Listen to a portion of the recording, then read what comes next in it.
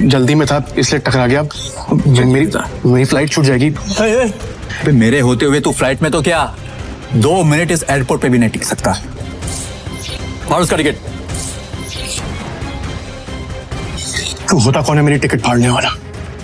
एक एयरलाइन का मालिक बनके खुद को बहुत बड़ा आदमी समझने लगा ना, अगले 10 मिनट में तुझे बर्बाद कर दूंगा, समझा?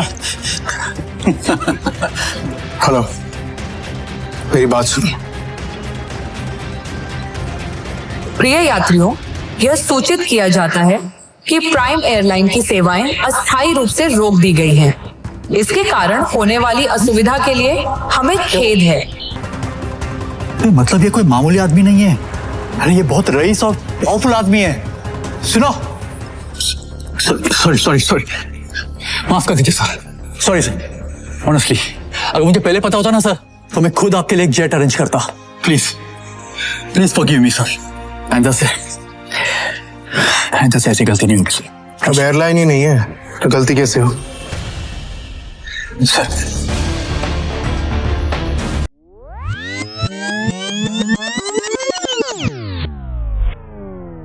सर मेरी फ्लाइट है यूएस के लिए अगले 30 मिनट में, प्लीज सर। लाओ टिकट दिखाओ सर टिकट अंदर है मेरे मैनेजर के पास, प्लीज सर। चल, ऐसा नहीं होता टीचर, ये एयरपोर्ट है, कोई बस स्टैंड नहीं कि मुंह उठा के चल दोगे। चलो भाई, हाथ जोड़ो, मेरी फ्लाइट है सर यूएस के लिए 30 मिनट में सर, प्लीज सर। टिकट अंदर है। भिखारी, कपड़े तेरे गंदे हो रहे हैं, चप्पल में तेरे छेद हो रहा है, तो क्या कह रहे थे? तेरी फ्लाइट है आधे घंटे बाद, और वो भी यूएस के लिए। अबे कभी सपने में भी देखा है तूने हवाई जहाज? चल निकल बाहर, चल। मैं आपके आगे हाथ जोड़ता हूँ सर, मेरी फ्लाइट है सर, प्लीज मुझे जाने दीजिए प्लीज। वैसा नहीं जाएगा ना? प्लीज सर, मैं रिक्वेस्ट कर रहा हूँ सर। चल, अरे मार के मोर बना दूंगा तेरा, समझा?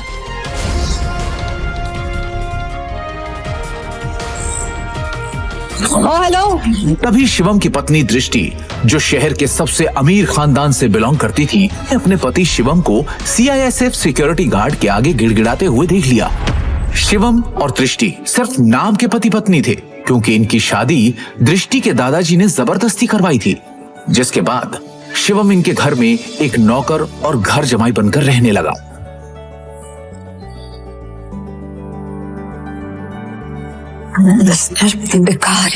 तुम यहाँ क्या कर रहे हो? तुम्हें पता है ना, यहाँ बहुत इंपॉर्टेंट इन्वेस्टर आने वाले हैं मेरे, जिनका वेलकम करने के लिए मैं यहाँ आई हूँ। तो मुझे यहाँ कोई तमाशा नहीं चाहिए। इससे तुम जिससे भी यहाँ आए हो ना, वो सब छोड़ो और चलो ऐसे निकलो ऐसे। इमरजेंसी है, मुझे अमेरिका जाना है, मेरे पास टिकट भी है, लेकिन ये लोग अंदर नहीं जाने दे रहे हैं। प्लीज मेरी मदद करो प्लीज। तुम तो मुझे हाथ लगाने के बारे में सोचना भी नहीं। अमेरिका जाना है तुम्हें? मुझे अमेरिका की स्पेलिंग सुनाओ एक बार। स्पेलिंग आती है अमेरिका की? मुझे इस बेवकूफ का नाम बताओ जिससे तुम्हारी अमेरिका की टिकट करवाई। और शिवम जो एक छोले कुलचे बेचने वाला मामूली सा लड़का है, उसका अमेरिका से क्या रिश्ता हो सकता है? चुपचाप ऑफिस जाओ और जिन इन्वेस्टर्स को मैं लेकर आ रही हूँ उनके नाश्ते पानी की तैयारी करो। कोई भी गड़बड़ करने से पहले एक बार सोच लेना, वरना देश छोड़ के जाना तो बहुत दूर की बात है, ये शहर और अपना घर छोड़ के जाने से पहले 100 बार सोचोगे। ऐसी हालत करूंगी मैं तुम्हारी रोटी पाव पकेगी। बहुत बड़ी बात कह रही हूँ। इमरजेंसी है, प्लीज हेल्प मी। तभी दृष्टि के साथ आया उसका बिजनेस पार्टनर ऋषभ। दृष्टि से कहता है, किस गरीब भिखारी आदमी से मुंह लगा रही है? सिर्फ 50 रुपए तो भगाओ यहाँ से। इससे बात करना, ये मेरी बीवी है, समझा तू? ये क्या कह रहा है दृष्टि, ये तुम्हारा हस्बैंड है? ऋषभ का यह सवाल सुनकर दृष्टि कुछ सेकंड के लिए ब्लैंक हो गई, लेकिन फिर उसने बड़ी हिम्मत करके कहा, Come on Rishabh, like seriously, look at him. तुम किसकी बात पर यकीन कर रहे हो? इसकी हालत देखो। जिस इंसान के पास खड़े रहने में मुझे शर्म आए, तुम्हें सच में लगता है कि वो मेरा पति होगा? चंदा मांगने आया होगा शायद। कुछ पैसे दो और रफा दफा करो इससे, क्योंकि ये इंसान मेरा पति हो ही नहीं सकता। उस समय दृष्टि को शिवम ने पहली बार सिटी हॉस्पिटल में तब देखा था जब वो वहां अपनी मां मृणाल का इलाज कराने आया था। एक रईसजादी लड़की जिसके पास किसी चीज की कोई कमी नहीं थी, फिर भी वो सारे ऐशो आराम छोड़ रोज अपना समय निकालकर उन बीमार कैंसर पेशेंट से मिलने आती थी। दृष्टि उनके गले लग गई और बाकी सारे पेशेंट्स भी दृष्टि को अपना प्यार भरा आशीर्वाद देने लगे। और ये चीज जब शिवम ने देखी तो दृष्टि की दरियादिली ने उसका दिल छू लिया और वो उसी पल अपना दिल दृष्टि को दे बैठा। लेकिन किसे पता था कि किस्मत उन्हें सच में मिलाने वाली है।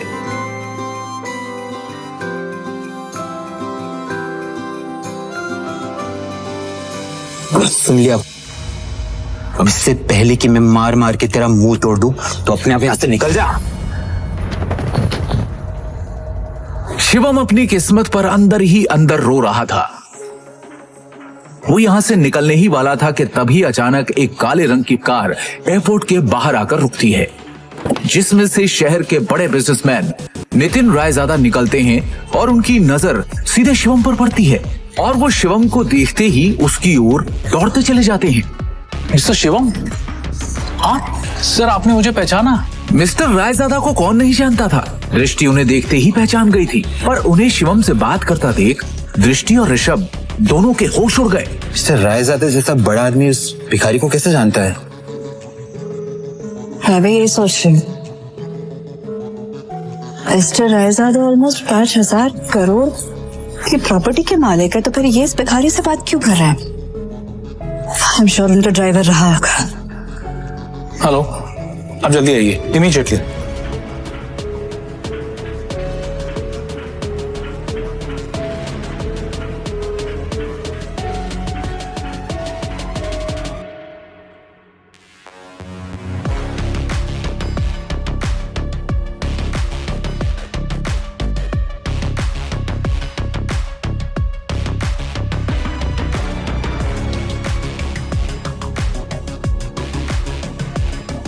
मिस्टर रायजादा से भीख मांग के उस गरीब ने एयरपोर्ट में एंट्री ले ली है।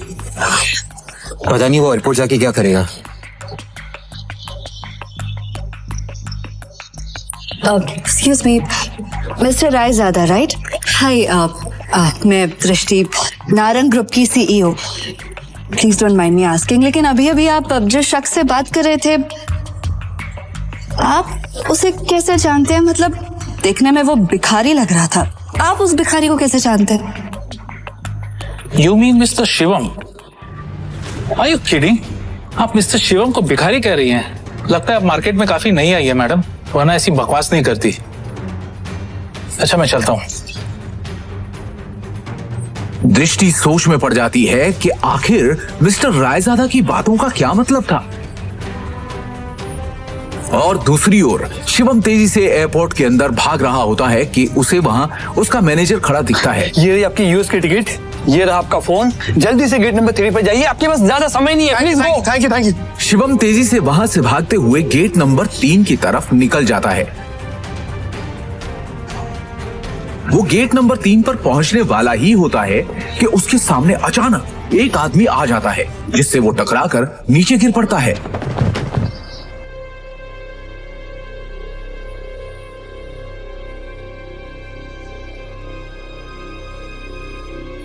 सर आप ठीक है?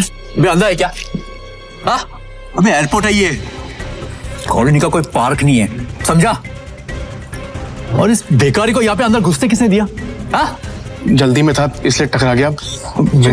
मेरी फ्लाइट छूट जाएगी, मुझे जाने दीजिए प्लीज। सॉरी। अबे मेरे होते हुए तू फ्लाइट में तो क्या 2 मिनट इस एयरपोर्ट पे भी नहीं टिक सकता, समझा? तू जानता नहीं है किससे टकराया है तू, समझा? मेरे सर से टकरा तू जानता नहीं ये कौन है? ये प्राइम एयरलाइंस का मालिक है। सर मेरी फ्लाइट भी प्राइम एयरलाइंस की है, प्लीज मैं आपसे माफी मांग रहा हूँ। आज भी छोड़ दो प्लीज, कुछ इमरजेंसी है, प्लीज। इमरजेंसी है प्लीज। यस सर, मेरी टिकट। मैं भी देखता हूँ तू जैसा भिखारी मेरी एयरलाइंस में कैसा चढ़ता है, समझा ना? टिकट सारे पीछे फाड़े टिकट इसकी। Take him down. लो नीचे उसको। Stay there. समझा ना? Hey, और उसका टिकट।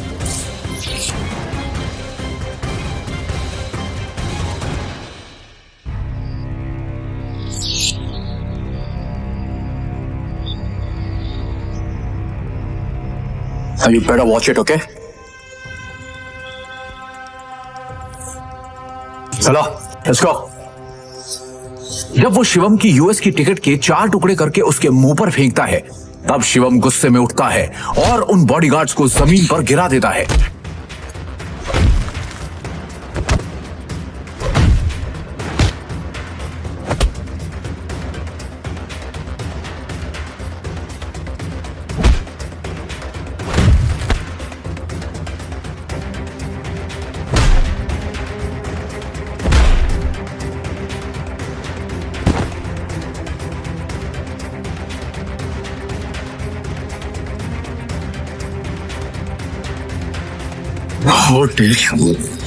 तू होता कौन है मेरी टिकट फाड़ने वाला?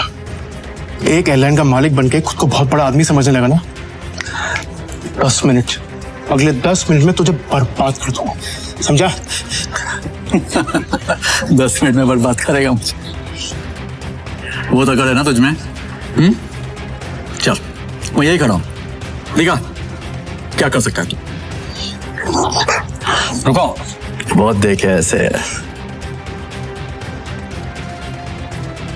हेलो, मेरी बात सुनो, मैं यंग मास्टर बोल रही हूँ।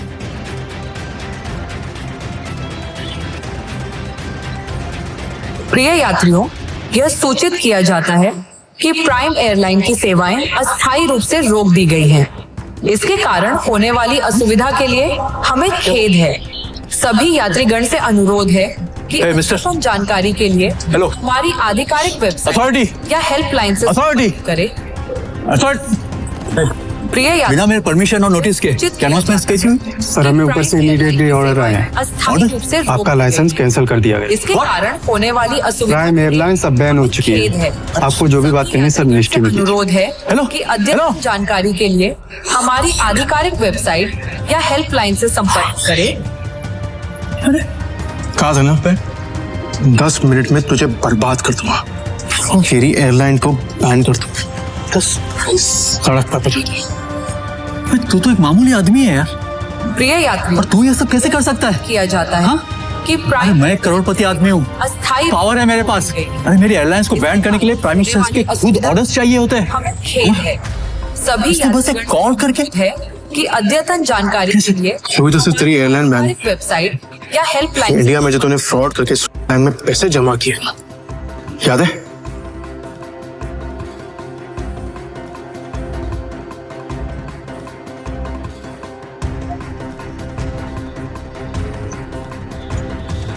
उसके लिए तुझे जेल भी भिजवा सकता, लेकिन अभी इमरजेंसी है, इसलिए इतने में ही छोड़ रहा हूं। न तेरे हाथ में कटोरा देखे ना तो भीख मंगवा दे।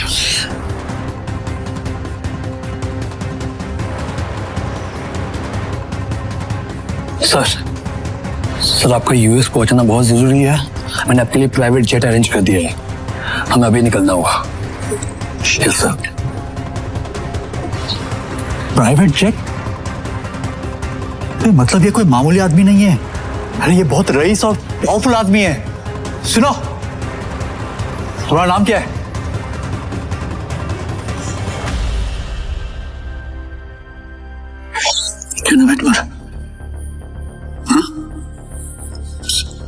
सॉरी माफ कर दीजिए सर, सॉरी सर। ऑनेस्टली अगर मुझे पहले पता होता ना सर, तो मैं खुद आपके लिए एक जेट अरेंज करता। Please forgive me sir. And से ऐसी गलती नहीं होगी सर। अब एयरलाइन ही नहीं है तो गलती कैसे हो? सर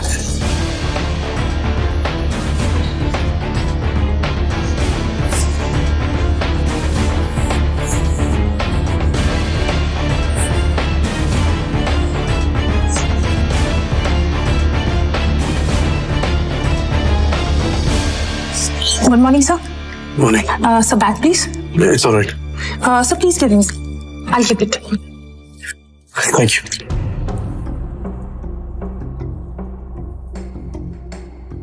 पर तभी यूएस से एक कॉल आती है। हेलो शिवम सर, अब आपको यूएस आने की कोई जरूरत नहीं है। हमें डोनर मिल चुका है और बड़े साहब अब खतरे से बाहर है। हम कल ही उन्हें लेके इंडिया आ रहे हैं। थैंक गॉड, मैं तो डर ही गया था। Keep me posted, okay?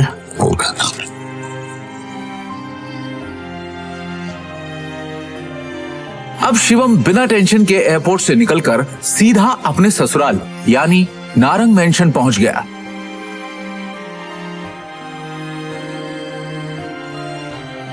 उधर रोज की तरह शिवम दुनिया से बेखबर अपनी ही धुन में हाथों में दृष्टि का लंच बैग और कानों में ईयरफोन्स लगाए ऑफिस आया। गुड मॉर्निंग मिसेस वर्मा, कैसी हैं आप?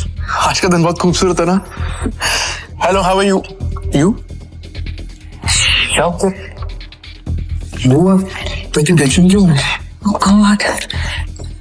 तू सारा टाइम घर में नौकरों की तरह काम करता रहेगा कि कभी न्यूज भी देखेगा? वो इतने बड़े बिजनेसमैन का दामाद है और तुझे बिल्कुल खबर नहीं बिजनेस की। सर क्या हुआ कि मुझे मालूम नहीं है।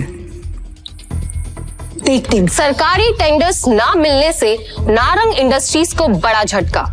वेंटिलेटर पे चल रही नारंग इंडस्ट्रीज को इस 200 करोड़ के टेंडर से बहुत उम्मीदें थी, लेकिन ये टेंडर चला गया कपूर इंडस्ट्रीज के पास। नारंग इंडस्ट्रीज और उसके गिरते हुए शेयर्स को कैसे बचाएगी दृष्टि नारंग? ऋषभ दृष्टि का बिजनेस पार्टनर था।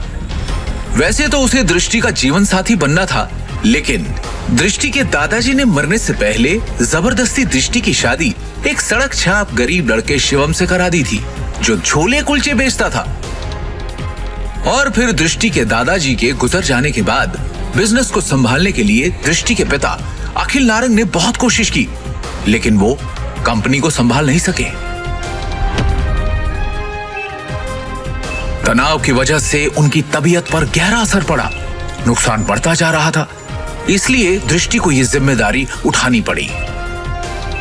हालांकि ऋषभ चाहता तो दृष्टि की यह समस्या अपने पापा के दोस्त मिस्टर नारायण से रिक्वेस्ट करके हल करवा सकता था, लेकिन दृष्टि से अपनी सगाई टूटने के बाद उसने फैसला किया कि वो कभी भी दृष्टि की मदद नहीं करेगा। दृष्टि बिल्कुल खामोश बैठी थी। वो हर हाल में इस कंपनी को बचाना चाहती थी। टेंडर ना मिली की वजह से सारे इन्वेस्टर्स ने अपने हाथ खींच लिए। इनफैक्ट ये देखो, ये बैलेंस शीट, इसमें भी कुछ खास नहीं है। They don't have trust on us anymore. अगर ऐसा ही चलता रहा ना तो हमारी कंपनी दिवाला हो जाएगा। नहीं नहीं नहीं नहीं नहीं नहीं नहीं, no, this can not happen. I can't let this happen. ये कंपनी सिर्फ कंपनी नहीं है। दादाजी ने खून पसीने की मेहनत से नारंग ग्रुप ऑफ कंपनीज को खड़ा किया था और इसका परचम सिर्फ हमारे देश में नहीं बल्कि विदेश में भी लहरा रहा है। बहुत मेहनत से दादाजी ने इसे कामयाब बनाया है। हमारी एक गलती की वजह से या कुछ ना कर पाने की वजह से मैं दादाजी की पूरी मेहनत को मिट्टी में मिलने नहीं दे सकती। We have to do something. I can't lose this company. This is not the option. आप सब प्लीज कुछ कीजिए। आपको तो कोई आइडिया होगा ना, कोई सोल्यूशन होगा। समबडी जस्ट फाइंड अ वे। दृष्टि बेटा, तुम्हारे दादाजी के टाइम से हमारे कुछ वफादार एसोसिएट्स थे जिनके साथ हम बिजनेस करते थे, लेकिन उनके निधन के बाद ऋषभ के निर्देश पर हमने उनके साथ डील करना बंद कर दिया। अगर तुम कहो तो उनसे मर्जर की बात की जाए। राजा काका, दैट्स नॉट एन ऑप्शन है। और वैसे भी आज की खबर सुन के मुझे नहीं लगता कोई हमारे साथ मर्जर करेगा। Mohit, let's look at other options. Meanwhile, what can we do? Raja Mauli उर्फ राजा काका दृष्टि के दादाजी के पुराने वफादार थे, लेकिन आज वो सिर्फ नाम के कंपनी एडवाइजर थे। नारंग इंडस्ट्रीज और उसके गिरते। Hello, yes ma'am, yes ma'am, I get the files. अपने एक्सपर्ट से हम जानेंगे दिवालिया हो रही नारंग इंडस्ट्रीज का भविष्य। नारंग इंडस्ट्रीज और उसके गिरते हुए शेयर्स को कैसे बचाएगी दृष्टि नारंग?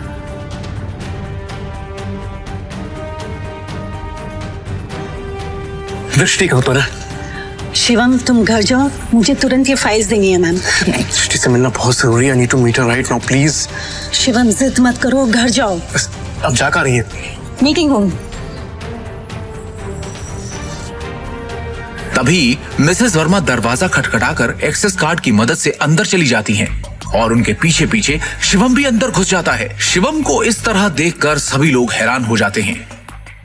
दृष्टि, इस प्रॉब्लम के बारे में कुछ बात करनी है जरूरी, प्लीज। शिवम, इस वक्त नहीं। इस वक्त मैं बहुत ही जरूरी मीटिंग में हूँ और ये मीटिंग इस वक्त मेरे लिए बहुत जरूरी है। 5 मिनट दे दो। इन सब बातों के लिए इस वक्त मेरे पास वक्त नहीं है। प्लीज 5 मिनट इस प्रॉब्लम का सोल्यूशन है। यहाँ मीटिंग चल रही है। मुंह उठा के आ गया साला फटीचर। और वैसे भी कंपनी के मैटर में तेरा कोई लेना, तेरी औकात क्या है? सबसे पहले तो इस आदमी को यहाँ से निकालो। इसकी वजह से सारी गड़बड़ है। सृष्टि अपनी डिसीजन खुद लो प्लीज। सिक्योरिटी से बाहर फेंको।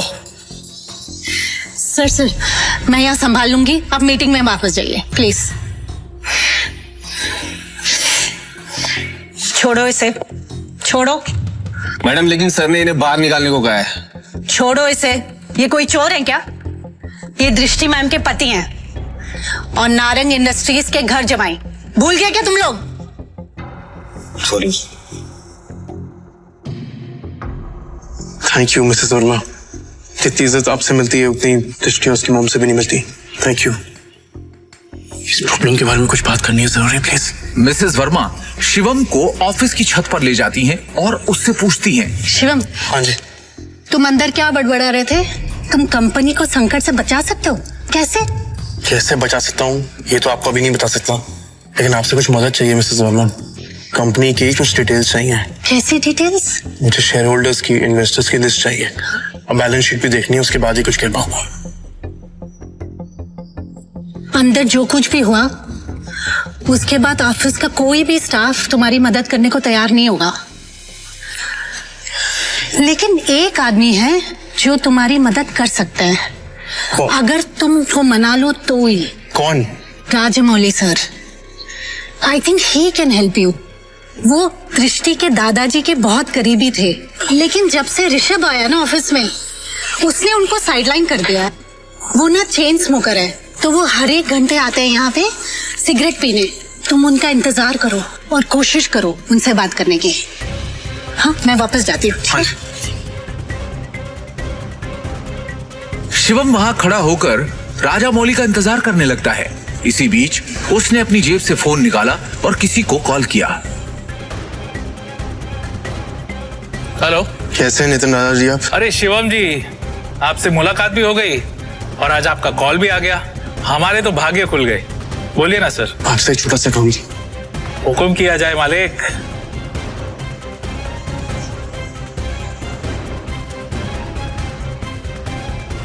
आप जल्दी से डिटेल्स पता करके मुझे कॉल कीजिए। जी रखता हूँ, बाय।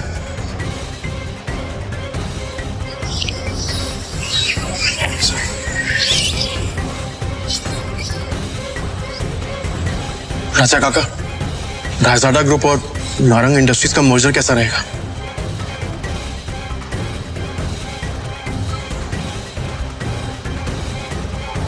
रायजादा, तुम इनके बारे में कैसे जानते हो? ये तो हमारे पुराने बिजनेस एसोसिएट्स थे। तुम्हें क्या पता इनके बारे में? इसके बाद शिवम ने राजा काका को कुछ ऐसा बताया कि उसे सुनने के बाद उनके होश उड़ गए। उन्होंने अपनी सिगरेट वापस रखी और शिवम को अपने साथ कॉन्फ्रेंस रूम ले गए।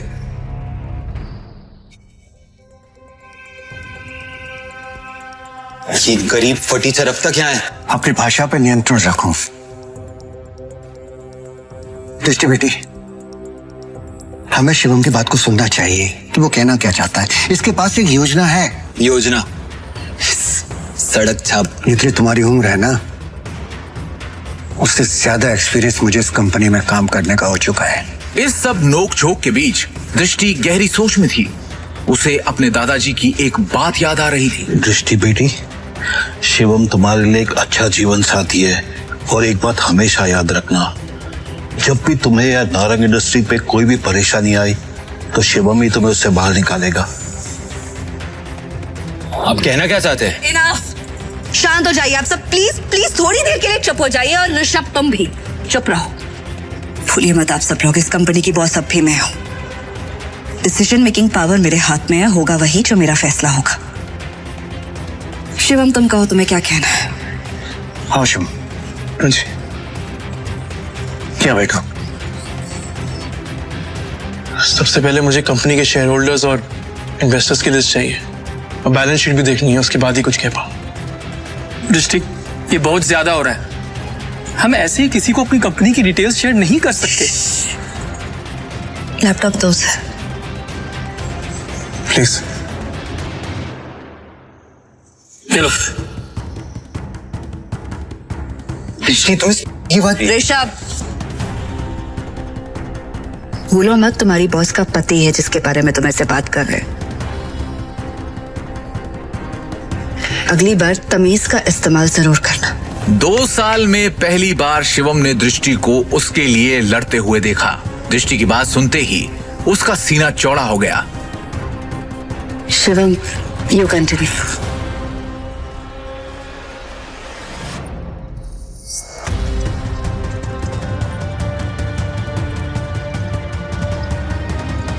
बैलेंस शीट की कुछ ट्रांजैक्शन पे मुझे शक है।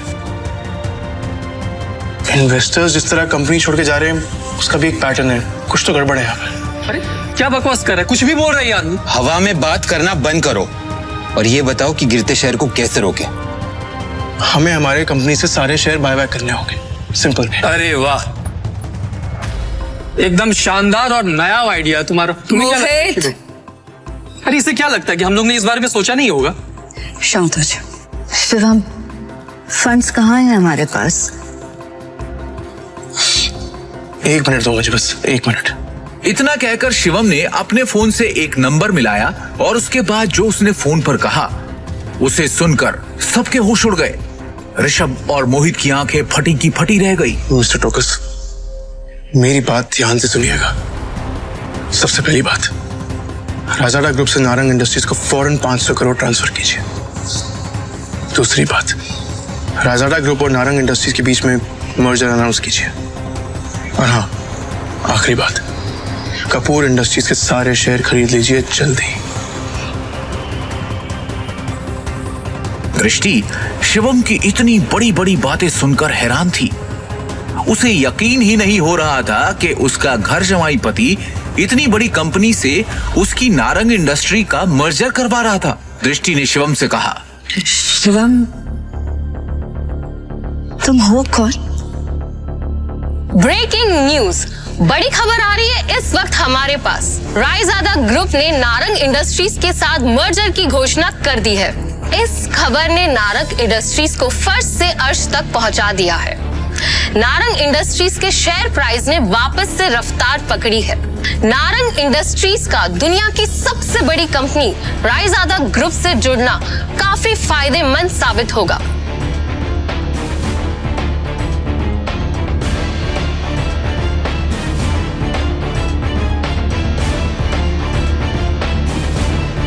क्या दृष्टि को मिलेगा शिवम से अपने सवाल का जवाब?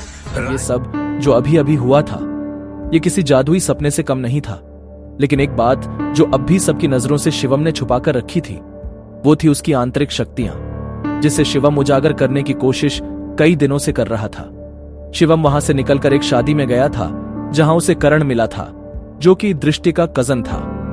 वो शिवम को बेइज्जत करने से कभी बाज नहीं आता था। शिवम और उसके बीच नोक-झोंक कई समय से चलती आ रही थी, लेकिन उस दिन शिवम ने करण की बेइज्जती पूरे रिश्तेदारों के सामने कर दी और वहां से घर चला गया। करण ने अपने गुस्से को पी लिया और ठान लिया कि वो शिवम को नहीं बख्शेगा। दूसरी ओर अपना खाना खत्म करके शिवम ने अपने बर्तन धोए और फिर वो अपने बेड पर आराम करने बैठ गया।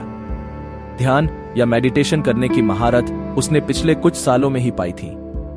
शिवम के लिए मेडिटेशन उसके शरीर के अंदर दिन भर में जमा हुई गंदगी बाहर निकालने का एक जरिया है। और तभी शिवम ने हाथ आगे बढ़ाया और बेड के साइड में रखा एक काला पत्थर उठाया। उसे मुट्ठी में बंद कर जैसे ही उसने हाथ को हल्के से घुमाया, वो पत्थर राख बन उसकी उंगलियों के बीच से सरक गया। शिवम की आंखों में उत्साह भर गया और उसने खुद से कहा, भस्म शक्ति ने अपना रूप ले लिया है। अरजा, उसके गुरु ने भी तो यही कहा था कि वो तक्षक महल का वंशज तभी माना जाएगा जब वो अपनी अंदरूनी शक्तियों को जगा लेगा, और तब उसकी तलाश शुरू होगी ढूंढने के लिए रायजादा परिवार के उन खास लोगों को जिनसे वो अपने गुरु के निशानी के तौर पर दिए जेड पत्थर की मदद से मिल पाएगा। वही वो पल होगा जब शिवम अपनी जिंदगी को बदल पाएगा। सिर्फ इतना ही नहीं, इसके साथ ही शिवम के हाथ वो सब भी लगेगा जो आम इंसान की पहुंच में नहीं, जैसे कि पौराणिक औषधियां, धन और उसके पूर्वज। यही तो होता है इस विद्या में। इसमें किसी के वैभव और उसकी शक्ति की कोई सीमा नहीं है। सक्का अपने गुरु का निशानी के तौर पर दिया हरा पत्थर अपने हाथों में घुमाते हुए शिवम ने सोचा, मेरी शक्तियां पूरी तरह से जागृत हो चुकी हैं। अब वक्त आ चुका है मामले को अपने हाथों में लेने का, एक्शन में आने का। शिवम ने अपनी शक्तियां जागृत होने के बाद उनसे अपनी शक्तियों के दम पर दृष्टि के ऑफिस में हुई सारी चीजों को दृष्टि और वहां मौजूद सब लोगों को भुलवा दिया। यहां तक कि नितिन रायजादा भी अब शिवम के साथ हुई बातों को भूल चुके थे। ऐसा शिवम ने क्यों करा, वो तो वक्त ही बताएगा। अगले दिन शिवम की मुलाकात उसके पिता से हो गई, जो कि इतने दिनों से उसे मिलने के लिए मजबूर कर रहे थे। तुम्हारे दादाजी पिछले 2 सालों से बिस्तर पर हैं, बहुत बीमार हैं। अपने बिगड़ते स्वास्थ्य के बावजूद वो बस एक ही जिद लेकर बैठे हैं कि केवल एक बार फिर तुमसे मिलना चाहते हैं। वो बस चाहते हैं कि तुम वापस आ जाओ। भावेश, जो कि शिवम के पिता हैं, उन्होंने कहा, तुम्हारे चाचा की भी शादी हो चुकी है, लेकिन तुम्हारे ताऊजी और चाचा जी के यहाँ केवल 2 बेटियां हैं। शाह खानदान का इकलौता दावेदार। शिवम ने खुद को नीचा दिखाने के लिए बुदबुदाया, तो आप चाहते हैं कि मैं परिवार की विरासत के लिए आपकी सौदेबाजी का हथियार बन जाऊं? तुम सच में बहुत भोले हो, भावेश ने ठंडे स्वर में कहा। हमारे परिवार का जो व्यापार है, उसकी अनगिनत शाखाओं के अलावा हमारे शाह परिवार का दिल्ली और उसके आसपास के इलाकों में एक बड़ा पारिवारिक व्यवसाय है। परिवार के नियमों के अनुसार अगर परिवार के मुखिया की मृत्यु हो जाती है और तीसरी पीढ़ी को संभालने वाला कोई नहीं है, तो परिवार के मुखिया को दूसरे परिवार से बदल दिया जाएगा और उस समय से शाह परिवार पर हमारी शाखा का शासन नहीं होगा। और इसका मुझसे क्या लेना देना है? शिवम ने शांति से पूछा।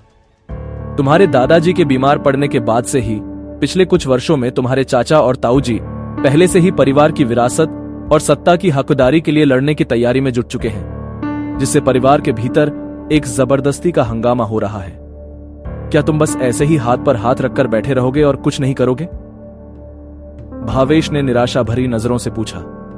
शिवम थोड़ा झुंझलाया और उसने उपहास भरी मुस्कान से भावेश की तरफ देखा।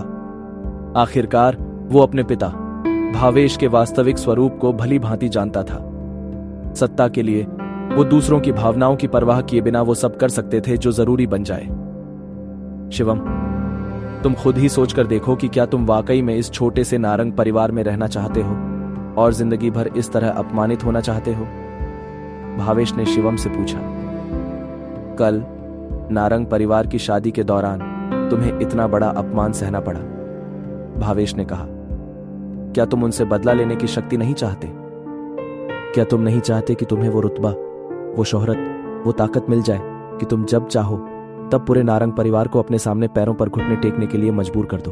भावेश के ये कहते ही शिवम ने उसकी तरफ देखा और फिर एक गहरी सोच में डूब गया।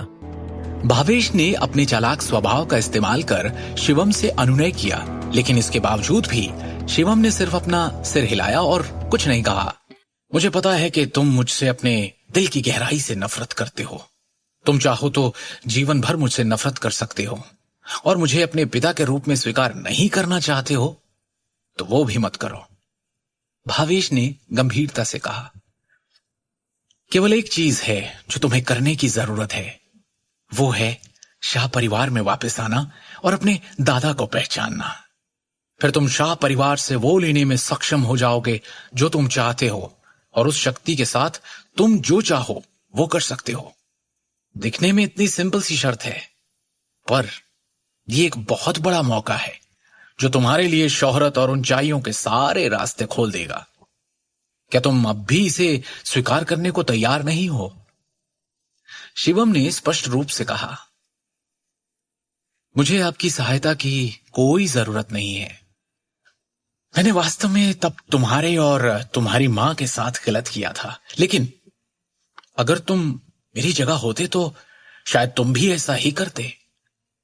एक आदमी जीवन में सब कुछ खो सकता है, हालांकि केवल एक चीज जो उसे नहीं खोनी चाहिए वो है वो शक्ति जो उसके हाथों में है।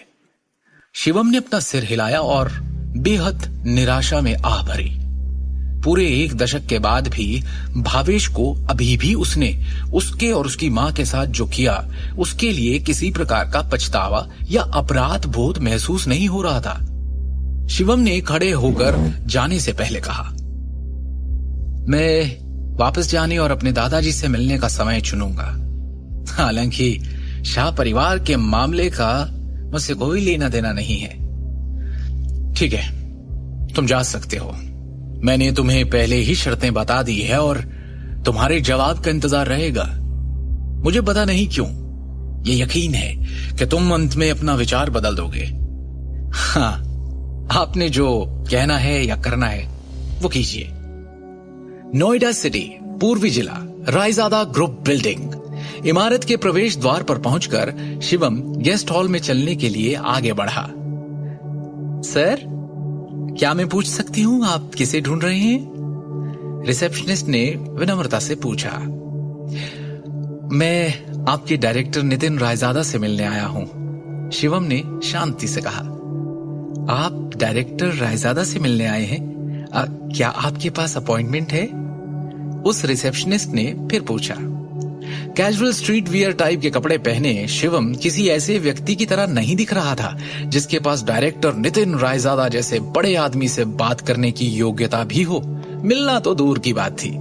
आप उन्हें सिर्फ मेरा एक मैसेज दे दीजिए और जैसा मैं कह रहा हूं बिल्कुल आप वैसा ही उनसे कहिए। उन्हें बताइए कि मैं चेतन आनंद रायजादा का दोस्त हूं। ठीक है, आप प्लीज कुछ देर वेट कीजिए। भवन के दूसरी ओर डायरेक्टर के ऑफिस में एक असाधारण स्वभाव वाला एक मध्यम आयु वर्ग का व्यक्ति कुछ डॉक्यूमेंट्स और फाइल्स की जांच कर रहा था। कम इन। अनुमति मिलने के बाद एक युवा पुरुष सेक्रेटरी ऑफिस के अंदर आया और उसने नर्म तरीके से सम्मानपूर्वक कहा, डायरेक्टर सर, फ्रंट डेस्क से मैसेज आया है कि कोई आपको ढूंढ रहा है। Front desk? दिन के इस वक्त मेरा कोई अपॉइंटमेंट नहीं है ना? देखो, वो जो कोई भी है मुझे नहीं अपने लिए परेशानी ढूंढ रहा है शायद, और इसके लिए तुम्हें यहाँ आने और हर वो इंसान जो मुझसे यहाँ मिलने आए उसके बारे में मुझे बताने की जरूरत नहीं है, समझे? सर, वो एक्चुअली सेक्रेटरी थोड़ा सा हिचकिचाया और फिर उसने कहा, सर, उस आदमी ने आपको एक मैसेज देने के लिए कहा है। उसने कहा है कि वो किसी चेतन आनंद रायजादा का दोस्त है। मुझे लगा शायद आपका कोई फैमिली मेंबर है या कोई रिश्तेदार जो आपको ढूंढते हुए आया है, इसीलिए सर मैं रिपोर्ट करने आ गया। चेतन आनंद रायजादा? और उसने गंभीरता से सेक्रेटरी को देखा। आखिरकार चेतन आनंद रायजादा उसके दादा और दिल्ली के मशहूर रायजादा परिवार के पितामह थे। पूरे शाही शहर में केवल रायजादा परिवार के प्रत्यक्ष वंशज ही अपने दादा के नाम का हिस्सा जानते थे। उनके पूरे नाम की तो बात ही छोड़ दें। कैसा दिखता है वो आदमी जो नीचे आया है? नितिन ने पूछा। सेक्रेटरी ने तुरंत जवाब दिया, यंग है सर, यही कोई 23-24 साल का होगा। उसे इसी वक्त पूरे सम्मान के साथ यहाँ मेरे ऑफिस में लेकर आओ। नितिन ने थोड़ा कंफ्यूज्ड स्टेट में सेक्रेटरी को ऑर्डर दिया। 5 मिनट बाद शिवम को सेक्रेटरी द्वारा 36वीं मंजिल पर डायरेक्टर के कार्यालय में लाया गया और जैसे ही शिवम ऑफिस के अंदर आया वो नितिन के सामने एकदम भरकर बैठ गया। उस अधेड़ उम्र के व्यक्ति जो उस कंपनी का डायरेक्टर है, उसने उसे गंभीर भाव से देखा। क्या मैं पूछ सकता हूं आप कौन हैं सर? क्या आप इसे पहचानते हैं? शिवम ने वो हरा जेड पत्थर जो उसे निशानी के तौर पर गुरुजी से मिला था उसे निकालते हुए कहा। उस जेड पत्थर की सतह को जटिल पैटर्न के साथ उकेरा गया था जबकि चरित्र रायजादा को केंद्र में अंकित किया गया था। ये तो... नितिन ने हैरान भाव से उस हरे पत्थर को देखा। उसका दिमाग अभी भी अस्पष्ट था और उसमें हजारों सवाल थे।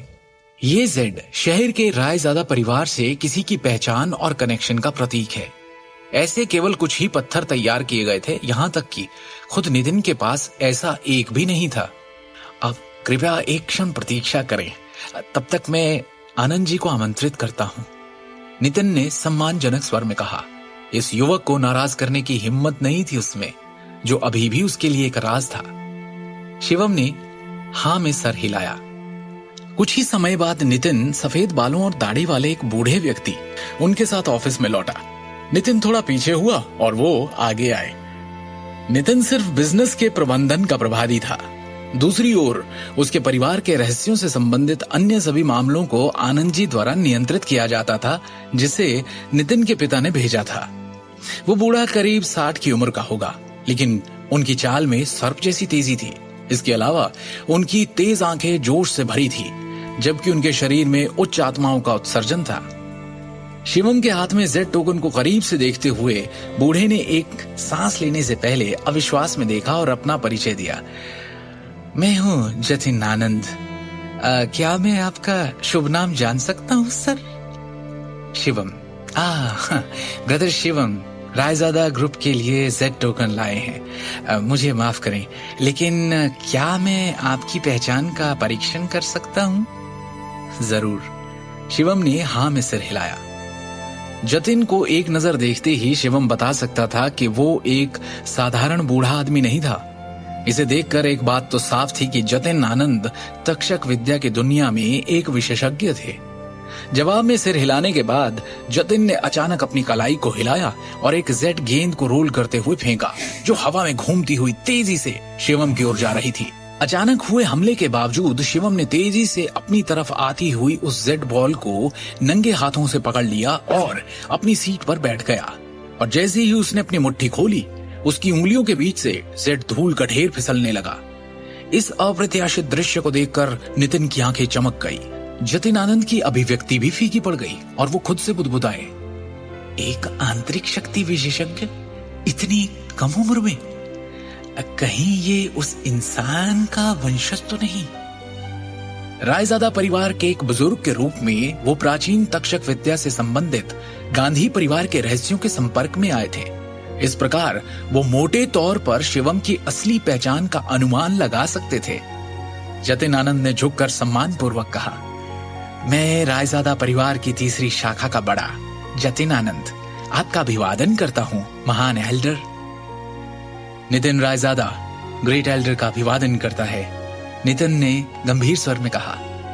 शिवम के हाथ में जेड टोकन रायजादा परिवार के महान बुजुर्ग की पहचान का प्रतिनिधित्व करता है। रायजादा परिवार के नियम बेहद सख्त थे और किसी को भी उनका अपमान करने की अनुमति नहीं थी। अपनी पहचान स्वीकार किए जाने के बाद शिवम ने थोड़ा सिर हिलाया। द ग्रेट एल्डर इस बार ईस्ट ब्रांच ग्रुप में आए हैं। क्या मैं आपके लिए कुछ कर सकता हूं? जतिन ने गंभीरता से पूछा और उनके इस सवाल पर शिवम के अंदर हजारों बातों का तूफान सा उठ पड़ा। शिवम को पता है कि वो रायजादा ग्रुप के ऑफिस में क्यों आया है, उसे उनसे क्या मांगना है। पर इससे पहले कि वो अपनी बात कहता, उसका फोन बज उठता है। शिवम, फौरन मेट्रो सिटी हॉस्पिटल पहुंचो। मैंने तुम्हारे और दृष्टि के तलाक के कागजात बनवा लिए हैं। अभी के अभी आकर उन पर साइन करो। फोन की दूसरी ओर से दृष्टि की माँ सिमी ने चीखते हुए कहा, आप हॉस्पिटल में क्यों हैं? क्या चल रहा है मम्मी जी? शिवम ने गंभीरता से पूछा। दृष्टि के पापा फैक्ट्री में थे जब करण अचानक फैक्ट्री खरीदने आ गया। वहां कुछ ऐसा हुआ कि ये घायल हो गए। हॉस्पिटल में एडमिट करना पड़ा। करण और दृष्टि में भी बहस हुई और दृष्टि बेहोश हो गई। करण अब भी गुस्से में है। कर्ज के भुगतान के लिए जबरदस्ती हमारा घर बेचने पर तुला है। बस एक शर्त पर हमें बख्शने को तैयार है कि दृष्टि तुम्हें तलाक दे दे। हम ये सब और नहीं सह सकते। भगवान के लिए उसे तलाक दे दो। सिमी विनती करते हुए रो पड़ी। मैं वहां पहुंचता हूं, कहकर जैसे ही शिवम ने फोन रखा, उसका चेहरा भावहीन सा हो गया। दृष्टि बेहोश हो गई। शिवम की आंखों में ऐसा क्रोध उमड़ पड़ा जैसा आज तक कभी किसी ने नहीं देखा। उसने जतिन और नितिन की ओर देखते हुए शांति और अधिकार के साथ कहा, मैं चाहता हूं कि पूरी की पूरी नारंग एम्पायर दिवालिया हो जाए, वो भी एक दिन के अंदर। ग्रेट एल्डर, आपकी आज्ञा सर आंखों पर। नितिन रायजादा ने सम्मानपूर्वक उत्तर दिया। दिल्ली के सबसे बड़े मेट्रो सिटी हॉस्पिटल में शिवम जल्दी से कमरा नंबर 608 में पहुंचा। जानते हो ना क्यों हो रहा है ये सब हमारे साथ? क्योंकि तुमने करण के साथ बदतमीजी की। सिमी शिवम की ओर उंगली उठाकर गुस्से में बोलती जा रही थी। अरे क्या जरूरत थी? पंगा उसके साथ करने की सोची जाती है जो आपके बराबर की हैसियत का हो। तुम क्यों अपनी हैसियत भूल जाते हो बार बार? क्यों जलील किया करण को पार्टी में? इल्जामों की इस बौछार में भी शिवम चुप रहा। उसने बस अस्पताल के बिस्तर की ओर देखा।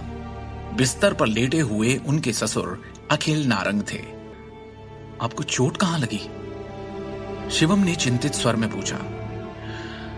घाव अंदरूनी है, घबराने की बात नहीं, अखिल ने दर्द भरी आवाज में कहा। शिवम की आंखों में अपने लिए चिंता देखकर दृष्टि बोल पड़ी। मैं ठीक हूं। पापा की मजदूरों से बहस हो गई, उन्हें पीटा गया। ये तो अच्छा हुआ किसी तरह उन्होंने अपना बचाव कर लिया। हालांकि शिवम का दिल गुस्से से भर गया था।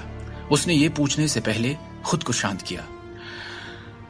फैक्ट्री में एग्जैक्टली हुआ क्या था? दृष्टि इस बारे में बात नहीं करना चाहती थी। उसने बस एक भारी सांस भरी। पता नहीं करण को फैक्ट्री के लेनदारों के अधिकार कैसे मिले, या फिर वो कब कैसे सबसे बड़ा लेनदार बन गया। वो मजदूरों को फैक्ट्री की सारी मशीन तोड़ने फोड़ने के लिए उकसाने लगा। मैंने और दृष्टि ने उसे समझाने की कोशिश की, पर वो हंसता रहा हम पर। फैक्ट्री की सारी मशीन उठवा ली उसने। फैक्ट्री खत्म हो गई, घर भी जल्दी ध्वस्त हो जाएगा। बहुत निर्दयी हैं वो लोग, और हम क्यों उनका निशाना बने? सिर्फ तुम्हारी वजह से शिवम, सिर्फ तुम्हारी वजह से। बोला उसने कि वो तुम दोनों का तलाक चाहता है। मैंने तो हाँ कर दी है। अब तुम में थोड़ी शर्म है तो साइन कर दो इन पेपर्स पर। सिमी ने निर्दयता से कहा। बस करो सिमी। बिस्तर पर लेटे हुए अखिल ने गहरी आवाज में कहा। हर बात का दोष शिवम को देना बंद कर दो। ये सब जिसके कारण हो रहा है वो मैं हूं जो अपना परिवार संभालने में सक्षम नहीं है। वो मेरे भाई का बेटा है जो हमें हंसी का पात्र बनाने के लिए हमें बर्बाद करने पर तुला है। इस बार मैं अपनी बेटी की बात सुनूंगा। अगर सबसे खराब स्थिति आती है तो हम उसे घर और कारखाना दे देंगे और दिल्ली शहर से बाहर चले जाएंगे। कम से कम हमें उनके चेहरे तो नहीं देखने होंगे। ये सुन सिमी भी खामोशी में डूब गई। अरे वाह, पूरा परिवार एक साथ। शिवम। कमरे के बाहर से हंसी की आवाज आई। करण यहां भी आ गया। आपने मेरे सुझाव के बारे में क्या सोचा? पांचवी चाची, पांचवे अंकल? करण ने उन्हें और भड़काने के लिए उद्देश्यपूर्ण ढंग से अपने शब्दों को लंबा खींचा। अगर मैं आज आपके बचाव में नहीं दौड़ा होता तो वो वर्कर्स तो आपकी जान ही ले लेते, है कि नहीं? एक तो खुद तुमने ये सब करवाया और अब हीरो बनने आ गए हो। बंद करो ये ढोंग करण। करण की बातों से तंग आकर दृष्टि फट पड़ी। करण की चालाक अभिव्यक्ति उनमें से कोई बर्दाश्त नहीं कर पा रहा था। अरे यार, आप लोग दया के लायक हो ही नहीं। ऐसे लोगों को पता है क्या कहते हैं? थैंकलेस। करण ने आह भरते हुए कहा। मैं चाहता था कि अखिल अंकल के सारे कर्जे बाहर के बाहर निपट जाएं। क्या यह तरीका सही नहीं था उन्हें सेव करने का? मेरी जगह कोई और होता तो शायद आज ये जिंदा भी नहीं होते। करण ने कोमल स्वर में कहा। मैं तो बस मदद करने की कोशिश कर रहा हूं। मुंह बंद करो और दफा हो। बोल लिया जो बोलना था, अब निकलो यहां से। शिवम ने करण को भाव शून्यता से देखा। करण चिल्लाया और अचानक गुस्से में आकर अपनी हथेली की मुट्ठी बनाकर शिवम के चेहरे की तरफ जैसे उड़ाई। ठाक की आवाज के साथ शिवम ने उसकी मुट्ठी एक झटके में अपनी हथेली से रोकी और बिना दया के एक झटके में उसे उल्टा घुमा दिया। बेइज्जती, हैरानी और गुस्से के घूंट पीकर उसने जहर उगलते हुए कहा। तेरी ये मजाल, तूने मुझे हाथ लगाया, मुझे, करण नारंग को। उसने दृष्टि के परिवार की ओर देखकर कहा। और तुम लोगों को भी नहीं छोड़ूंगा मैं। इस परिवार की कहानी अब खत्म समझो। अब तुम में से कोई नहीं बच सकता। अभी उसके साथ जो हुआ, करण को अब भी उस पर यकीन नहीं हो रहा था। बौखलाया हुआ, हड़बड़ाता हुआ उन्हें धमकी देकर वो वहां से तेज कदमों के साथ निकल गया। ये क्या कर दिया? किस पे हाथ उठा दिया? तुम्हें क्या लगता है ये कोई छोटी सी बात है? माफ कर देंगे वो लोग। अरे इसके बाद वो क्या करेंगे हमारे साथ तुम सोच भी नहीं सकते। सिमी ने अत्यंत घबराकर डरे हुए लहजे में कहा, क्या जरूरत थी ये सब करने की? अब क्या होगा हमारा? कौन बचाएगा? बर्बाद कर देंगे ये लोग हमें। मैं इस मामले को अच्छी तरह से संभाल लूंगा, इसीलिए आपको अब और चिंता करने की जरूरत नहीं है। शिवम ने स्पष्ट शब्दों में आत्मविश्वास के साथ पूरे परिवार से कहा, करण या उसके परिवार वाले हमारा कुछ नहीं बिगाड़ पाएंगे। क्या कर लोगे तुम? क्या तुम इस लायक हो? सिमी ने एक ठंडी मुस्कान के साथ व्यंग्यात्मक लहजे में कहा, तुम्हारी तो इतनी हैसियत भी नहीं कि उस समय शिवम ने सिमी की तरफ अपनी भावहीन निगाहें घुमाई और उसके शब्दों को चुप कर दिया। उसकी आंखों से जैसे सिमी की आंखें मिली, उसे ऐसा लगा जैसे शिवम आज पूरी तरह से एक अलग इंसान बन गया है। वो कांप गई। उसे डांटने के लिए जबान खोली थी, पर अब उसकी बोलती खुद ही बंद हो गई। शिवम ने दोबारा दृष्टि की ओर नम्रता के साथ देखा और प्यार से उसे आश्वस्त किया, फिक्र मत करो दृष्टि, अब कुछ बुरा नहीं होगा, मैं हूं ना तुम्हारे साथ। हालांकि दृष्टि को समझ नहीं आ रहा था कि क्या हो रहा है, फिर भी उसने अपने दिल में एक बड़ी गर्मजोशी महसूस की। शिवम ने धीरे से उससे पूछा, भरोसा है ना मुझ पर? इस सटीक क्षण में उसने पहली बार ऐसा महसूस किया कि वो उस पर भरोसा कर सकती है। हाँ है, उसने कहा और जवाब में सिर हिलाया। शिवम के करण पर हाथ उठाने का क्या अंजाम भुगतेगा दृष्टि का परिवार, या फिर शिवम सच में उन्हें बचा लेगा? क्या अपनी तक्षक विद्या का इस्तेमाल करने के लिए ये शिवम का पहला मकसद होगा? क्या अब नारंग परिवार शिवम का अलग रूप देखेगा? नारंग ज्वेलरी ग्रुप की इमारत की हर मंजिल पर आज एक असामान्य उथल पुथल थी। कर्मचारियों में अफरा तफरी मची थी। क्या चल रहा है? कॉरपोरेशन में इतनी अफरा तफरी क्यों है? बड़े भाई साहब, क्या है ये सब?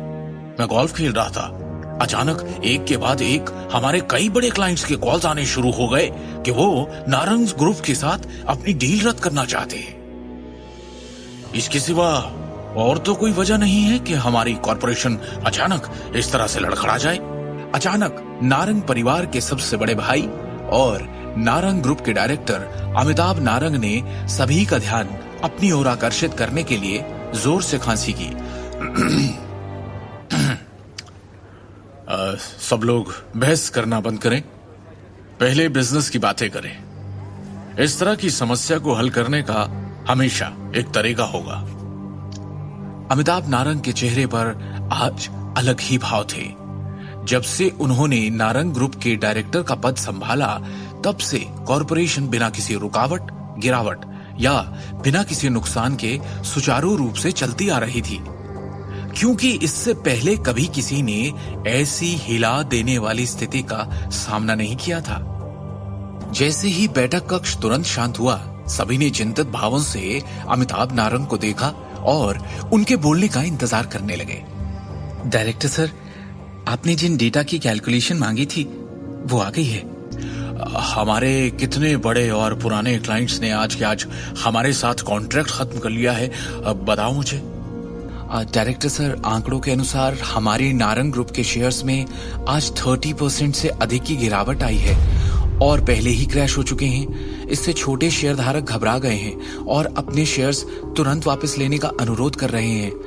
अब इसके अलावा 1 दर्जन से भी ज्यादा शहरों में हमारे ज्वेलरी के सेल्स चैनल आज काट दिए गए हैं और हमें हमारे सारे कॉन्ट्रैक्ट्स खत्म करने के लिए फोर्स किया गया है। इन सब के अलावा ईस्टर्न प्रांत की ज्वेलरी और उससे जुड़ी हुई 20 से भी ज्यादा कंपनीज, ज्वेलरी कॉमर्स एसोसिएशन और जनरल चैम्बर ऑफ कॉमर्स ने संयुक्त रूप से सार्वजनिक रूप से घोषणा की है कि वो हमारे नारंग ग्रुप का सहयोग नहीं करेंगे। अभी स्थिति ये है कि मार्केट में हमारे नारंग ग्रुप पर कोई भरोसा करने को तैयार नहीं है। अमिताभ नारंग का चेहरा ऐसे पीला पड़ गया जैसे उन्होंने कोई भूत देख लिया हो। उन्हें खुद अभी तक ये बात समझ नहीं आ रही थी कि उन्होंने किस ताकतवर शख्स को इतना नाराज कर दिया कि उसने पूरे के पूरे नारंग ग्रुप का दिवालिया निकाल दिया, वो भी एक दिन के अंदर। उन्होंने अजीत की तरफ देखा और पूछा, अजीत, क्या तुम इस समस्या का कोई समाधान लेकर आए हो? चिंता वाली बात यह है कि कोई स्पष्ट रूप से पर्दे के पीछे के तार खींच रहा है और हमारे ग्रुप को निशाना बना रहा है। हालांकि अजीत नारंग को भी समझ नहीं आ रहा था कि क्या किया जाए। उसका चेहरा राख हो गया था। अभी के लिए हमें तार खींचने के लिए जिम्मेदार व्यक्ति का पता लगाना चाहिए। हम तब तक देख सकते हैं कि क्या बातचीत के लिए अभी भी कोई जगह है। अजीत नारंग ने असहाय रूप से कहा। दोनों मुखिया समझ नहीं पा रहे थे कि उन्होंने किसे नाराज किया है। आखिर किसके पास एक दिन के अंदर नारंग ग्रुप को दिवालिया होने के कगार पर खड़ा करने की शक्ति थी। ये देखकर कि दोनों मुखिया भी बेबस थे, बैठक कक्ष और भी बेचैन हो गया, क्योंकि शेयर धारक आगे की चर्चा में पड़ गए कि तभी कक्ष के दरवाजे पर दस्तक हुई और वो चश्मे वाली युवा महिला सेक्रेटरी फिर से अंदर आई। उसके चेहरे पर इस वक्त और भी ज्यादा परेशानी के भाव थे। महिला सेक्रेटरी ने गंभीर लहजे में कहा, वाइस चेयरमैन, किसी ने हमें अभी फोन किया है। वो रायजादा ग्रुप के सेक्रेटरी विक्रम टोकस हैं। इस बार वो आपसे नारंग ग्रुप के मामलों पर कुछ बात करना चाहते हैं। मुझसे बात करना चाहते हैं? अजीत नारंग ने असमंजस में उत्तर दिया। वहां मौजूद सभी लोग हैरान हो गए। आखिर क्या उस व्यक्ति को पहले एग्जीक्यूटिव डायरेक्टर सबसे बड़े भाई की तलाश नहीं करनी चाहिए? वो तीसरे भाई की तलाश क्यों करेंगे? कहीं ऐसा तो नहीं? इस वक्त सम्मेलन कक्ष में बैठे सभी लोग ये अनुमान लगा सकते हैं कि वो आदमी बड़े भाई से न मिलकर तीसरे भाई से मिलने क्यों आया होगा, क्योंकि सभी की संदेह भरी निगाहें अजीत नारंग पर जा टिकी थी। अजीत, क्या इस मामले का तुमसे कोई लेना देना है? क्या तुमने किसी भी तरह से रायजादा ग्रुप को ठेस पहुंचाई है? क्या मजाक है? आखिर नारंग ग्रुप का कोई भी शख्स रायजादा ग्रुप जैसे ताकतवर बिजनेस टाइकून से टकराने की हिम्मत कैसे कर सकता है? रायजादा ग्रुप के एक इशारे पर सारा नारंग ग्रुप एक चुटकी में दिवालिया हो जाएगा। तो फिर मैं कैसे? अजीत नारंग ने जल्दी से उनके साथ सभी संबंधों से इनकार कर दिया। हम जल्दी ही पता लगा लेंगे। आप फोन उठाओ और स्पीकर चालू करो। देखते हैं रायजादा ग्रुप का क्या कहना है। अमिताभ नारंग ने ठंडे स्वर में कहा। इस समय अजीत नारंग काफी दबाव में था। बिना किसी विकल्प के उसने सभी शेयरधारकों के सामने सेक्रेटरी विक्रम टोकस का फोन उठाया। क्या आप अजीत नारंग हैं? फोन के दूसरी छोर पर सेक्रेटरी विक्रम टोकस की आवाज बहुत ठंडी थी। हाँ mister Tokas, good morning. Ajit Narang ने विनम्रता से जवाब दिया। हम एक बार में ही बैठक बुलाएंगे। कंपनी के पूरे मैनेजमेंट को सूचित किया जाए और रायजादा परिवार के लोगों के आने का इंतजार करें। अमिताभ नारंग ने गंभीर स्वर में कहा। 3 घंटे बीत गए। बैठक कक्ष में माहौल बेहद तनावपूर्ण हो गया था, क्योंकि सभी घबराकर इंतजार कर रहे थे। मिस्टर नारंग, क्या हमें फोन नहीं करना चाहिए? वो आ भी रहे हैं कि नहीं? शेयरधारकों में से एक से अब इंतजार नहीं हो रहा था। अनुभव था ही इतना कष्टदायक। हम केवल इंतजार कर सकते हैं। आखिरकार हमारे ग्रुप की जीवन रेखा पहले से ही रायजादा परिवार के हाथों में है, अमिताभ ने गंभीरता से कहा। इसी दौरान एक युवक अचानक अपनी बिजनेस टीम और 2 अन्य वकीलों के साथ बैठक में चला गया। सब लोग मुझे अपना परिचय दें। मैं रायजादा ग्रुप के नारंग ग्रुप एक्विजिशन का इंचार्ज हूं, सेक्रेटरी विक्रम टोकस ने गंभीर अभिव्यक्ति के साथ कहा। और हां, मैं नारंग ज्वेलरी ग्रुप का नया चेयरमैन भी हूं। डायरेक्टर अमिताभ नारंग की जगह कॉरपोरेशन के मामले अब मैं संभालूंगा। इतना कहने के बाद सेक्रेटरी टोकस ने चेयरमैन की कुर्सी खोल दी और बोल्ड अंदाज में बैठ गया। भवानी नारंग के निधन के बाद से नारंग ग्रुप के चेयरमैन का पद खाली था। यहां तक कि अमिताभ और अजीत नारंग ने भी खुद को डायरेक्टर के पद तक ही रखा। ये नजारा देखकर नारंग परिवार के सभी सदस्यों के चेहरे पर घृणा आ गई और वो चुप रहे, क्योंकि वो रायजादा ग्रुप को नाराज नहीं करना चाहते। सेक्रेटरी टोकस परिवार के सभी लोगों के हाव भाव देखकर मुस्कुराया और बोला, आगे बढ़ने से पहले ऐसा लगता है आप सब में काफी लोगों की समझ में नहीं आया कि अभी स्थिति एग्जैक्टली है क्या। इस समय मेरे हाथों में नारंग की जुड़े आई एक अलग अंदाज में। इतने में वहां मौजूद सभी एक ही दिशा में देखने लगे और पीछे से करण निकलकर सामने आया। विक्रम ने उसे ज़हीन नजरों से देखा। मैं हूं करण नारंग, लेकिन मैं ये नहीं समझ पा रहा हूं कि आपको मुझसे क्या काम है मिस्टर विक्रम टोकस। करण ने झुंझलाहट भरी आवाज में ईमानदारी से कहा, अब मेरा मतलब है विक्रम सर। विक्रम ने बिना कोई प्रक्रिया दिए उससे पूछा, कंपनी में आपकी क्या पोजीशन है? और इतनी बड़ी कंपनी के मुलाजिम होने के नाते आपको इतना भी नहीं पता कि बिना बारी के बोलना सही नहीं? विक्रम ने यह कहते हुए करण की ओर अपनी ठंडी निगाह डाली और पास पड़ी मोहर उठाकर तेजी से करण की तरफ फेंकी। और जैसे ही वो सील करण के पेट से टकराई, उसके होश उड़ गए और उसे लगा जैसे उसे हथौड़े से मारा गया हो। जैसे ही उसके पेट से दर्द ऊपर की ओर बढ़ा, उसने बैठक से पहले खाया हुआ सारा खाना कॉन्फ्रेंस रूम की टेबल पर उल्टी कर दिया। करण गुस्से से भड़क उठा, क्योंकि उसे लगा था कि विक्रम ने उसके साथ अन्याय किया है और सबके सामने उसे अपमानित किया है। हालांकि उसने विक्रम को अपनी आंखों में शुद्ध घृणा के साथ देखा, लेकिन उसने विरोध का एक भी शब्द कहने की हिम्मत नहीं की। उसे अभी भी समझ नहीं आया कि रायजादा ग्रुप का ये सेक्रेटरी उसे क्यों निशाना बना रहा है। विक्रम ने धीरे से कहा, अब आप सब लोग मेरी बात ध्यान से सुने। मुझे पूरी उम्मीद है कि आप सब ने इस टेक ओवर के पेपर्स अच्छे से पढ़ लिए होंगे। हमारे रायजादा परिवार ने नारंग के आभूषण समूह से बड़ी संख्या में शेयर और संपत्तियां क्यों खरीदी, इसका कारण यह है कि हमने नारंग के आभूषण निगम की क्षमता को समझा और उसमें इंटरेस्ट दिखाया है, क्योंकि इसके पास महान विकास मूल्य है। इसलिए आप सभी शेयर होल्डर्स को फिलहाल के संकट में होने वाले नुकसान के बारे में चिंता करने की कोई जरूरत नहीं। हमारी टीम की व्यावसायिकता कंपनी को अधिक लाभ मूल्य बनाने की ओर ले जाएगी। सभी शेयरधारकों को केवल उस प्रणाली का सख्ती से पालन करने की आवश्यकता है जिसे मैंने संशोधित किया है और इसे पूरा किया है। भविष्य में हमारा व्यवसाय निश्चित रूप से अधिक ऊंचाई तक बढ़ेगा, पहले से कहीं ज्यादा। उपस्थित 20 से अधिक शेयर होल्डर्स ने सहमति में अपना सिर हिलाया। उनमें से हर एक के दिल में अपनी अपनी योजनाएं थी। उन सभी ने रायजादा ग्रुप के टेक ओवर पेपर्स और स्कीम को ध्यान से पढ़ा था। ऐसा लग रहा था कि दिल्ली के रायजादा समूह का नारंग के आभूषण समूह को एक बार में खत्म करने का कोई इरादा नहीं था। उनके जैसे छोटे शेयर होल्डर्स पर सभी योजनाओं और अनुबंधों का कोई प्रभाव नहीं पड़ेगा। इस प्रकार वो अभी भी पहले की तरह प्रॉफिट में शेयर्स का आनंद ले सकते हैं। इसके अलावा इस योजना ने उन्हें परोक्ष रूप से रायजादा ग्रुप का हिस्सा भी बना दिया, जो अपने आप में बहुत बड़ी बात थी।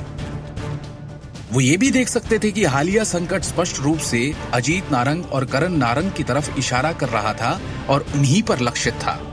और इसका नतीजा ये होगा कि इन दोनों कार्यकारी निदेशकों को जबरदस्त नुकसान हुआ था। उन्होंने न केवल महत्वपूर्ण मामलों में बोलने का अधिकार खो दिया, बल्कि उनकी संपत्तियों और शेयरों की संख्या को भी भारी झटका लगा। वो अब तक सारी प्रेरणा और आशा खो चुके होंगे। हालांकि एक व्यक्ति जिसे सबसे बड़ी हार का सामना करना पड़ा, वो था नारंग परिवार का तीसरा भाई, अमिताभ नारंग। उन्होंने न केवल डायरेक्टर्स बोर्ड का सारा नियंत्रण खो दिया, बल्कि उनकी प्रतिष्ठा भी चरमरा गई थी। आज की घटना निश्चित रूप से दिल्ली शहर के पूरे व्यापारिक उद्योग में फैल जाएगी और उसे हंसी का पात्र बना देगी। ऐसा लगता है कि उसके लिए फिर से अपनी प्रतिष्ठा हासिल करना बेहद मुश्किल होगा। हालांकि अजीत नारंग और अमिताभ नारंग ने शुरू में बदसूरत भाव प्रकट किए, मजबूरी में सिर्फ एक मुस्कान दी और विक्रम की सराहना की और उसे बधाई देने के अलावा वो दोनों और कर भी क्या सकते थे। इस किस्से के करीब 6 घंटे बाद रात में हम जाते हैं एक 5 स्टार होटल के एक आलीशान से लग्जरी सूट में। उस कमरे का दरवाजा खुला और उसमें से विक्रम टोकस अंदर आया। उसकी चाल में नारंग के सामने वाला रोब नहीं, बल्कि एक नरमी है। उसने अंदर आते ही झुककर नमस्ते कहा और धीरे से चाय की मेज के सामने सम्मान पूर्वक खड़ा हो गया, जैसे कि किसी व्यवस्था की प्रतीक्षा कर रहा हो। उसके सामने सोफे पर कोई बैठा है, जिसने हाँ में सिर हिलाया और विक्रम ने अपना लैपटॉप खोलकर उस इंसान के सामने रख दिया। लैपटॉप रखते हुए उसने कहा, काम हो गया। चाय की मेज पर रखे लैपटॉप पर एक वीडियो चलने लगा जो उसी दिन नारंग समूह की कंपनी की इमारत में हुई बैठक में जो कुछ हुआ था वही सब दिखा रहा था। विक्रम ने सामने बैठे शख्स को देखा। अच्छा किया। सामने बैठे शिवम ने बैठक की रिकॉर्डिंग को देखते हुए विक्रम टोकस की क्षमताओं की प्रशंसा की। थैंक यू डायरेक्टर शिवम, आपकी सेवा करना मेरा कर्तव्य है। विक्रम ने विनम्र स्वर में कहा। आपकी आवश्यकताओं के अनुसार व्यवस्थित की गई अधिग्रहण योजना सुचारू रूप से शुरू हो गई है। वर्तमान में अमिताभ को गहरा धक्का लगा है। अभी भी बहुत सारे व्यापारिक दुश्मन अपनी चाल चलने के लिए सही समय की प्रतीक्षा कर रहे हैं, विक्रम ने सूचना दी। हालांकि चूंकि अमिताभ और शहर के सिंघानिया परिवार का एक दूसरे के साथ एक मजबूत रिश्ता है, इसलिए सिंघानिया परिवार ने उनकी मदद के लिए हाथ बढ़ाया है और उसे कुछ फंड ट्रांसफर किए हैं, जिससे अमिताभ अपनी वर्तमान स्थिति को स्थिर करने में कामयाब हुआ है। इस मामले में क्या हमें उन पर एक बार फिर हमला करना चाहिए और एक ही बार में दोनों परिवारों को नष्ट कर देना चाहिए? इसकी कोई जरूरत नहीं है, शिवम ने शांति से कहा। वैसे आपको अखिल नारंग के गहने कारखाने के मामले पर अतिरिक्त ध्यान देना होगा, शिवम ने पहले से कुछ सोचा। कल जब आप नारंग एम्पायर जाएंगे तो एक न्यूज बुलेटिन जारी करने के लिए निदेशक मंडल के नाम का उपयोग करें, जिसमें साफ हो कि कंपनी कई रचनात्मक ज्वेलरी डिजाइनर्स और एक मुख्य डिजाइनर अधिकारी की भर्ती करने वाली है। यस सर, विक्रम ने उत्तर दिया। ठीक है, अभी आप जा सकते हैं और हाँ, आगे की हर खबर मुझे रिपोर्ट करें, शिवम ने स्पष्ट रूप से कहा। अगले दिन छतरपुर जिला दृष्टि का घर। कंपनी के लोगों ने घर को फिर से सजाया और परिवार आखिरकार फिर से अंदर आ सका। शिवम ने सबके लिए खाना बनाया जिसे पूरे परिवार ने मजे लेकर खाया। ऐसा लगता है कि इस बार हमें स्वयं देवताओं ने आशीर्वाद दिया है। हर चीज का कितना संतोषजनक अंत है। भाई साहब के अपने बेटे के साथ गिरने के बाद पिछले वर्षों में उनके द्वारा बनाए गए दुश्मनों ने उन्हें लात मारने का अवसर ले ही लिया, सिम्मी ने बड़े संतोष के साथ कहा। मुझे नहीं पता कि इन सब के पीछे किसका हाथ है, लेकिन हाँ, एक बार मैं खुद मिलकर उसे व्यक्तिगत रूप से धन्यवाद देना चाहती हूँ। अपने चेहरे पर एक उज्जवल मुस्कान के साथ अखिल ने कहा। भाई साहब का परिवार बहुत निर्दयी है। उद्योग में लगातार दुश्मन बनाने के बाद ऐसा लगता है कि उन्होंने इस बार अनजाने में कोई बड़ी गलती कर दी है, जिसके कारण ये सब हुआ। वो इसी के लायक है जो उन्हें मिला, सिम्मी ने अहंकार से फूलते हुए कहा।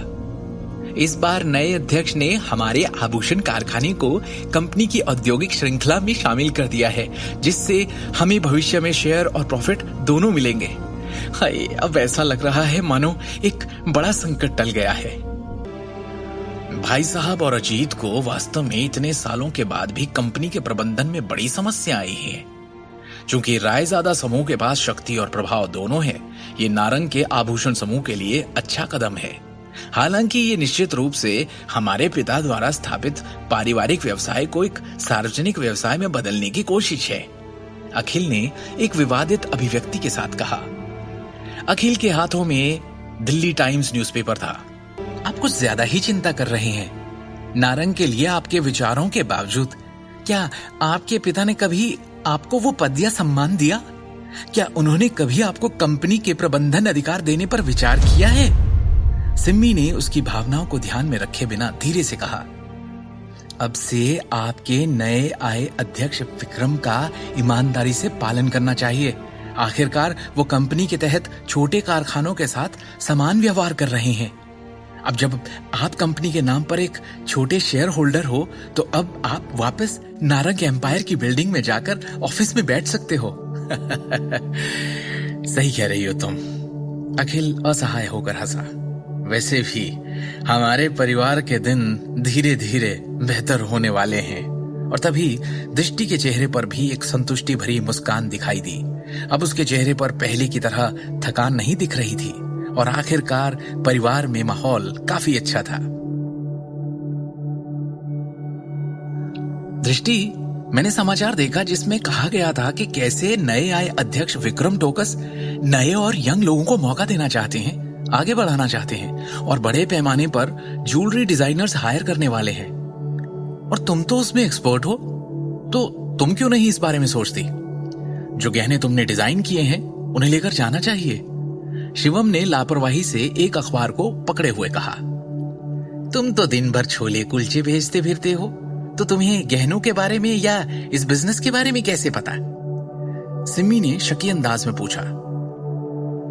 दृष्टि को इस मामले में तुमसे मार्गदर्शन की कोई आवश्यकता नहीं। शिवम ने बस एक अजीब सी मुस्कान दिखाई और जवाब में ज्यादा कुछ नहीं कहा। वो जानता था कि उसकी पत्नी दृष्टि ने अपने कॉलेज के दिनों के दौरान गहनों और जेड डिजाइन में महारत हासिल की थी। अपनी पारिवारिक पृष्ठभूमि के अलावा वो उस स्पेशल करियर को लेकर भी बहुत ही भावुक थी। आखिरकार उसने दृष्टि को अपने कमरे में गहनों के डिजाइन तैयार करने से पहले अनगिनत बार स्क्रैप पेपर की गेंदों के टुकड़े टुकड़े करते देखा था।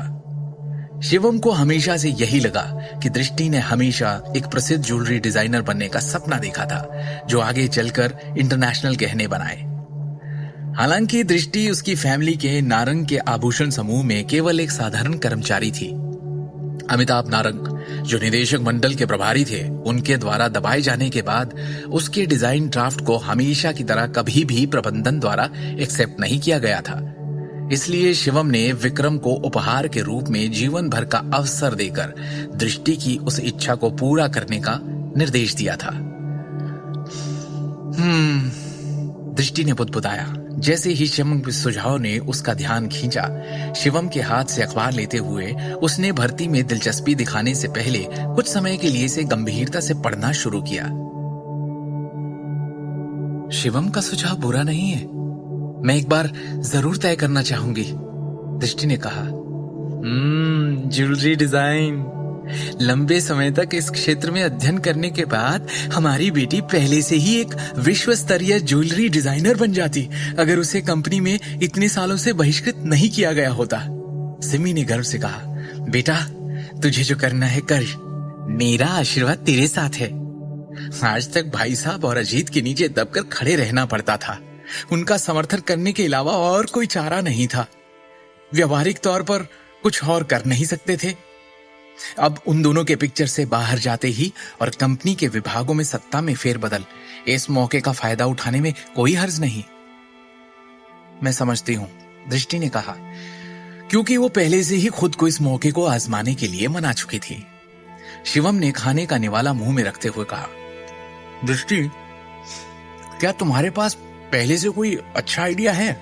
अगर नहीं तो मेरे मन में सच में एक ज्वेलरी डिजाइन का आइडिया है। तुम ये भी जानते हो कि गहने और जेड कैसे डिजाइन किए जाते हैं? दृष्टि ने आश्चर्य से पूछा। शिवम ने मुस्कुराते हुए जवाब दिया, ये मेरे बचपन के दिनों में मेरा शौक हुआ करता था। वैसे मुझे इस बात का हमेशा से अफसोस हुआ है कि मुझे इसके बारे में और जानने का मौका नहीं मिला। शिवम ने सच में अतीत के दिनों में अपने गुरु से गहनों और जेड के बारे में बहुत सी बातें सीखी थी। दृष्टि ने रुचि के साथ कहा, मुझे इसके बारे में बाद में आराम से बताना। खाने के बाद दृष्टि अपने कमरे में लौटी और अपने कबर्ड में से ज्वेलरी डिजाइन के ड्राफ्ट्स के कुछ स्क्रॉल्स निकाले और जाने से पहले शिवम को बोलती हुई गई, शिवम कुछ देर के लिए मेरे कमरे में आओगे प्लीज? अखिल और सिमी ने हैरत में एक दूसरे की तरफ देखा। वैसे तो शिवम और दृष्टि की शादी को 2 साल हो चुके थे, लेकिन आज तक कभी भी शिवम उनकी बेटी के कमरे में। शिवम ने एक गहरी सांस ली और फिर एक दबी सी मुस्कान लिए दृष्टि के कमरे में दाखिल हुआ और अंदर आते ही उसने देखा कि पूरा कमरा कई शानदार सजावटों से भरा हुआ था। ये है वो ड्राफ्ट जिन्हें मैंने पहले डिजाइन किया था। चलो मैं तुम्हारा एक छोटा सा टेस्ट लेती हूँ। इन सब पर एक नजर मारो, इन्हें गौर से देखो और मुझे इनके बारे में अपनी राय बताओ, दृष्टि ने कहा और डेस्क पर दस्तावेजों को रखते हुए चमकती हुई आंखों से शिवम की तरफ देखा। मुझे देखने दो। शिवम ने डेस्क पर रखे दस्तावेजों को उठाया और उन्हें ध्यान से देखने लगा। ओके, तो इस पेंडेंट की बात करें तो इसकी डिजाइन एक विशेष शैली पर बहुत जोर देती है, जो हार्ट ऑफ द सी की नकल करता है। सही है ना? शिवम ने मुस्कुराते हुए पूछा।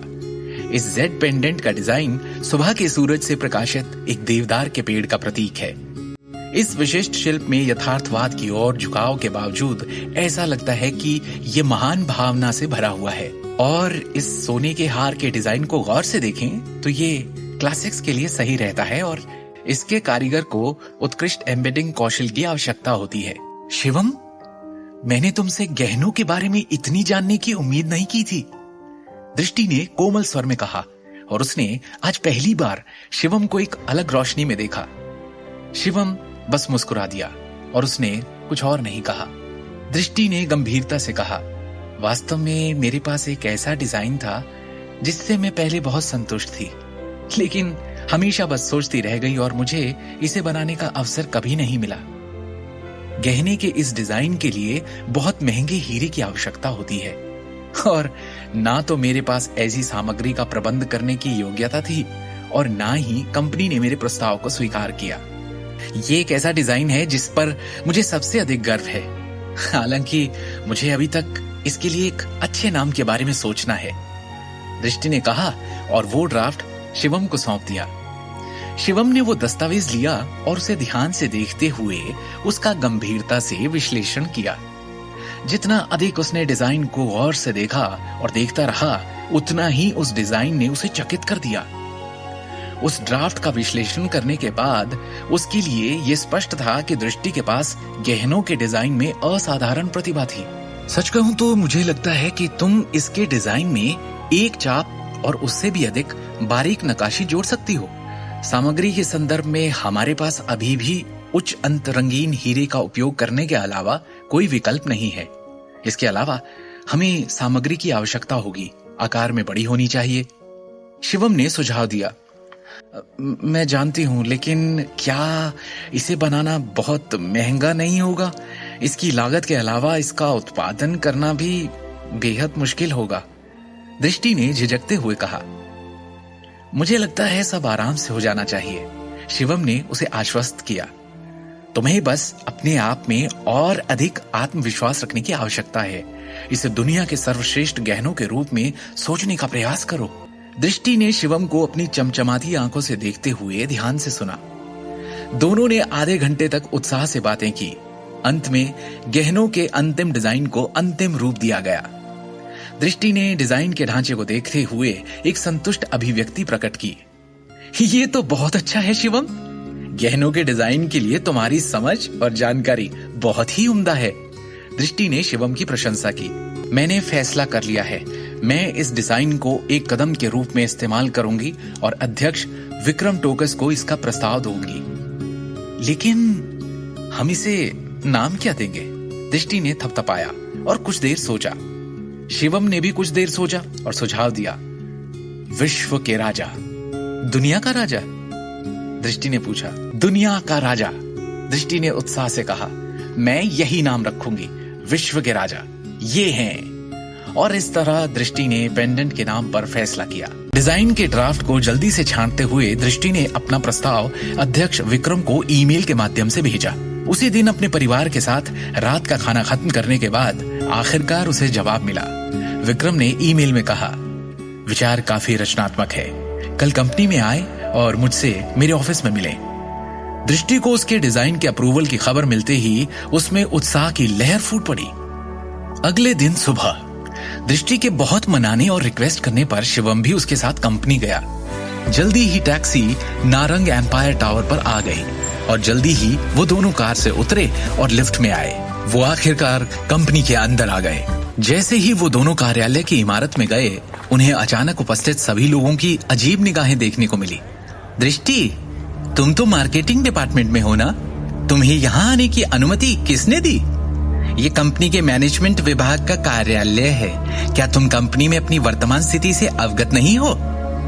वहां से गुजरने वाली एक महिला अधिकारी ने दृष्टि को पहचानने के बाद बदसूरत अभिव्यक्ति के साथ कहा, ओ दृष्टि, क्या तुम्हारी बगल में खड़ा व्यक्ति वो नहीं है जिसने नारंग परिवार को शर्मिंदा किया है? वो कुख्यात निकम्मा दामाद शिवम है ना? नारंग परिवार के एक वरिष्ठ अधिकारी जो एक कार्यालय की कुर्सी पर बैठे थे ने देखा और एक चंचल अभिव्यक्ति के साथ कहा, मुझे याद है कि कैसे तान्या ने उसे चेतावनी दी थी कि वो फिर कभी उसके सामने ना आए। फिर भी तुम उसे कंपनी बिल्डिंग में लाने की हिम्मत कर बैठी। इसका आप में से किसी को भी कोई लेना देना नहीं है, दृष्टि ने बिना कोई रिएक्शन दिए कहा, क्योंकि इस वक्त वो इन गाली गलौच वाले लोगों की परवाह नहीं कर सकती थी। बिना किसी हिचकिचाहट के वो हाथों में ड्राफ्ट लेकर अध्यक्ष के कार्यालय की ओर चल पड़ी। रुको! इस समय कार्यालय की दूसरी ओर से एक परिचित लेकिन शक्तिशाली आवाज सुनाई दी। आवाज की दिशा से एक शानदार हल्के बैंगनी रंग की पोशाक और अन्य महंगे गहने पहने एक महिला धीरे धीरे उनके पास चलते हुए आई। जैसे ही दृष्टि ने अपनी निगाह उस महिला की ओर घुमाई जो चल रही थी, उसने अपना गुस्सा प्रकट किया, लेकिन थोड़ा नर्वस भी महसूस कर रही थी। आखिरकार चलने वाली परिचित महिला नारंग परिवार की ही तान्या नारंग थी। तान्या आज की तारीख में नारंग के आभूषण समूह में डिजाइन विभाग की डिप्टी डायरेक्टर थी। साथ ही वो कंपनी की चीफ ज्वेलरी डिजाइनर भी थी। इसके अलावा वो कार्यकारी निदेशक अमिताभ नारंग की बेटी और करण की बहन भी थी, जिन्होंने स्वाभाविक रूप से उसे कंपनी में एक महत्वपूर्ण पोस्ट देकर रखी हुई थी। तान्या, कैसी हो? दृष्टि ने थोड़ा असहज महसूस करते हुए उसका अभिवादन किया। Please stop it. तान्या ने उसे हाथ दिखाकर चुप करा दिया और उसके बगल में खड़े शिवम को गुस्से से देखा। तुम अब भी मेरे सामने आने की हिम्मत करते हो? हाँ? थोड़ी भी शर्म नहीं है तुम्हारे अंदर? Tanya, I am sorry. Shivam और मैं आज यहाँ कुछ काम करने के लिए आए हैं, हम जल्द ही जाने वाले हैं, दृष्टि ने घबराकर कहा। दृष्टि को नर्वस देख शिवम ने कहा, दृष्टि, तुम्हें इससे माफी मांगने की कोई जरूरत नहीं है। तुमने कुछ भी गलत नहीं किया है। तुम्हें क्या लगता है, कौन हो तुम? मेरे सामने कुछ भी बोलने की हिम्मत कैसे हुई तुम्हारी? तान्या नारंग ने गर्व से अपना सिर उठाया और शिवम को तिरस्कार से देखा। तुम्हारा और मेरा हिसाब अभी तक पूरा नहीं हुआ है, समझे? और मुझे ताव दिखा रहे हो? दृष्टि कुछ कहने को हुई, जिससे पहले ही तान्या फिर बोल पड़ी। देखो, अब मैं क्या करती हूँ, जिस भी काम से तुम दोनों यहाँ आए हो उसे पूरा नहीं होने दूंगी मैं, समझे? अब देखो। तान्या की बात से दृष्टि थोड़ा घबरा गई, लेकिन शिवम ने शांति से कहा, मैंने तुम्हारी शादी में पहले ही माफी मांग ली थी, जबकि वहां मेरी कोई गलती भी नहीं थी। हिम्मत तो देखो शिवम, क्या तुम भूल गए हो जो मैंने तुमसे कहा था? बगल से अचानक एक गहरी आवाज आई। इस समय दर्श सिंघानिया चलते हुए आया और उसने शिवम और दृष्टि को घृणा के भाव से देखा। फिर उसने एक उच्च और शक्तिशाली रवैये के साथ उपहास किया।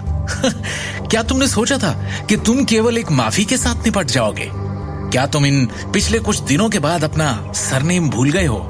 क्या तुमने वास्तव में सोचा था कि मैं तुम्हारी घटिया गहनों के कारखानों को बंद नहीं करूंगा? दर्श ने नारंग के ज्वेलरी ग्रुप में बड़ी रकम का निवेश किया था। निदेशक मंडल के सदस्यों में वो भी कार्यकारी अधिकारियों में से एक बन गया था। इसके अलावा वो दिल्ली शहर के द सिंघानिया फैमिली में शीर्ष परिवार का सबसे बड़ा बेटा था। तान्या ने अचानक दृष्टि के हाथ में ड्राफ्ट वाले बैग को देखा और तिरस्कार के साथ कहा, तुम यहाँ उस भर्ती नोटिस के लिए तो नहीं आई हो जिसे चेयरमैन टोकस ने जारी किया था, है ना? क्या तुम सच में अपने गहने डिजाइन आइडियाज में निवेश करने के लिए यहाँ हो? बहुत अच्छा मजाक है। अपने हुनर की कमी के बावजूद तुम अभी भी एक ज्वेलरी डिजाइनर बनने की कोशिश कर रही हो। पिछले कुछ सालों में तुमने कितने ज्वेलरी डिजाइन तैयार किए हैं? मैंने उन सभी को देखा है, वो सभी कूड़ा करकट हैं। तुम्हारा वर्तमान स्तर तुम जीवन भर भी कोशिश कर लो तो इसमें इन्वेस्ट करने की सोच भी नहीं सकती। तान्या ने व्यंग्य से उपहास किया।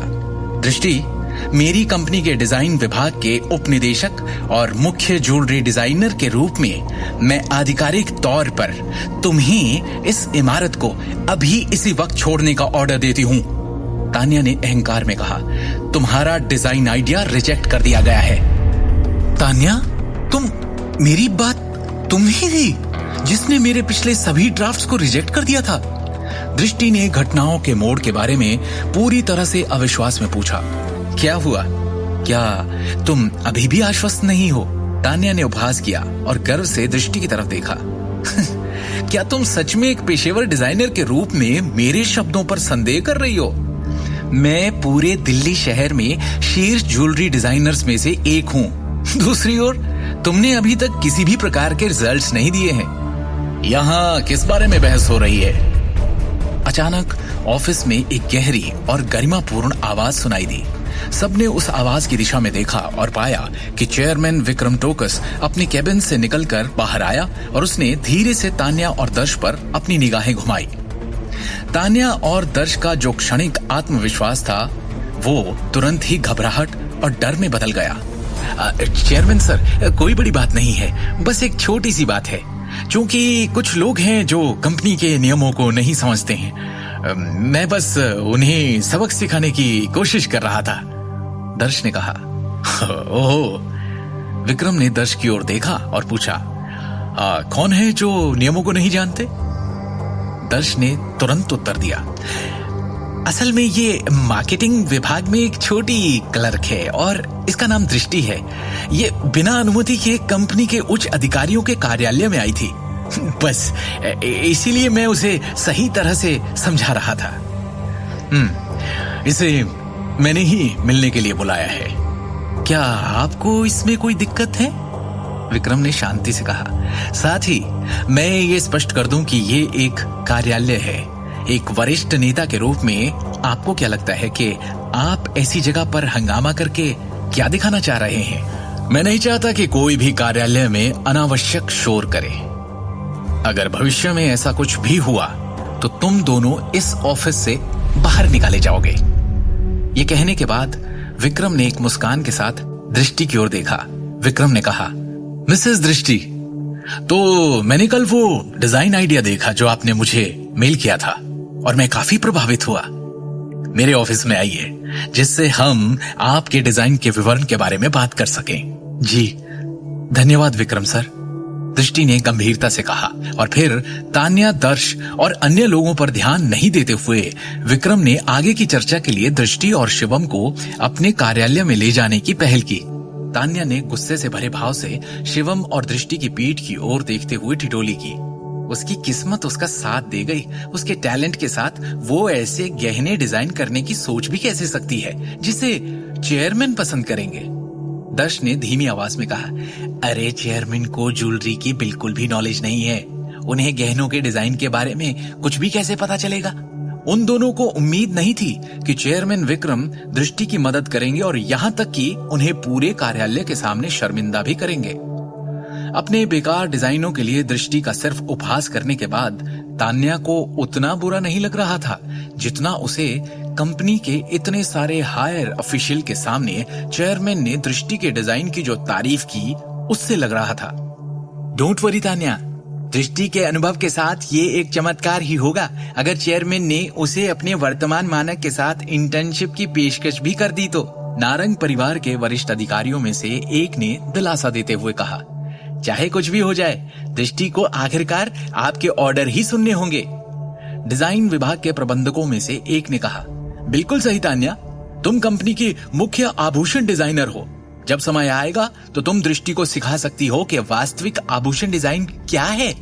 तान्या ने कुटिल मुस्कान के साथ कहा,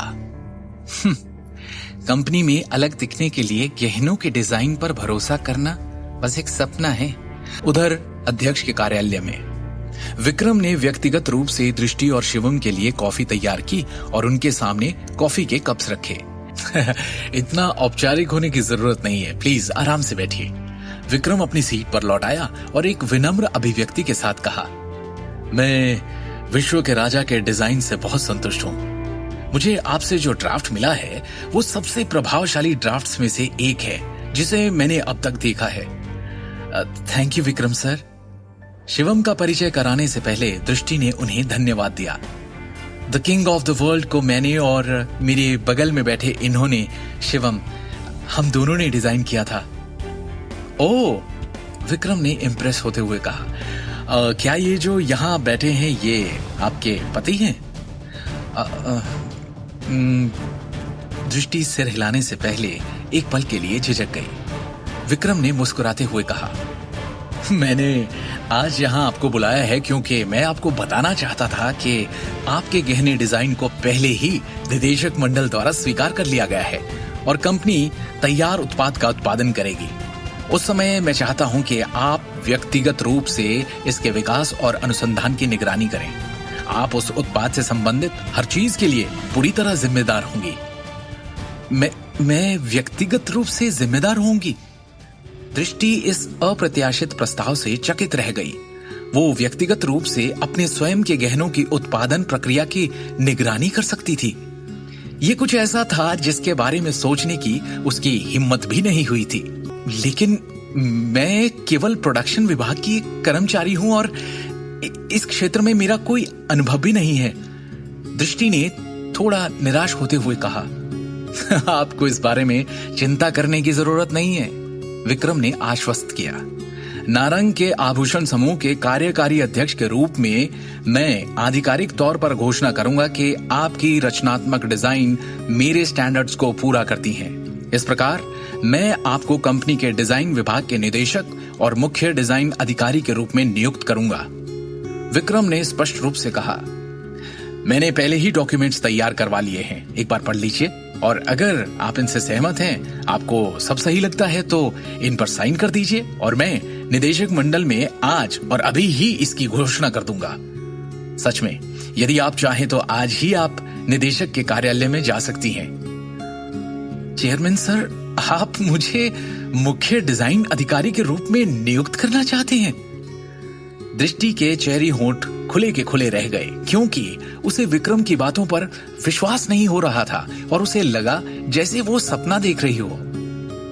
विक्रम दृष्टि को न केवल डिजाइन विभाग के निदेशक बल्कि मुख्य डिजाइन अधिकारी के रूप में भी चाहते थे।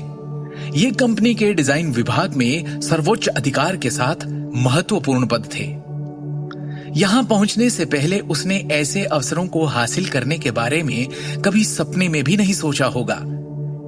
उसकी सबसे बड़ी उम्मीद चेयरमैन से बस इतनी थी कि वो उसे केवल एक ज्वेलरी डिजाइनर के रूप में रखे। सिर्फ उतने से ही वो संतुष्ट हो जाती। लेकिन उसने कभी नहीं सोचा था कि वो इस तरह अपना सपना पूरा कर लेगी और कंपनी के शीर्ष पर पहुंच जाएगी। दृष्टि का सपना तो पूरा होने जा रहा है।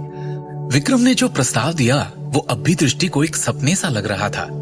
विक्रम ने इस बात को भांप लिया और दृष्टि की ओर देखकर एक गंभीर अभिव्यक्ति के साथ कहा, यह सच है, हालांकि आपको कुछ समय के लिए एक्टिंग डायरेक्टर के रूप में रखा जाएगा। King of the world project को सफलतापूर्वक करने के बाद ही आप पूरी तरह से इस पद को प्राप्त कर पाएंगे। बेशक आप अपनी पोस्ट के सभी अधिकारों का आनंद ले सकेंगे। आखिर में अगर ये प्रोजेक्ट सफल हो जाता है तो ये कंपनी को भारी मुनाफे के साथ एक मजबूत ब्रांड प्रभाव भी लाएगा। इस प्रोजेक्ट में जो पोटेंशियल है, मेरी उससे काफी उम्मीदें हैं। आपके लिए ये एक अच्छा मौका इसलिए भी है क्योंकि इस वक्त रायजादा ज्वेलरी ग्रुप को खास ऊंची क्वालिटी के ज्वेलरी प्रोडक्ट्स की आवश्यकता है। विक्रम सर, मुझे ये लाइफ टाइम अपॉर्चुनिटी देने के लिए आपका बहुत बहुत शुक्रिया। मैं पूरी कोशिश करूंगी कि ये प्रोजेक्ट सफल हो और मैं आपकी उम्मीदों पर खरी उतरूं।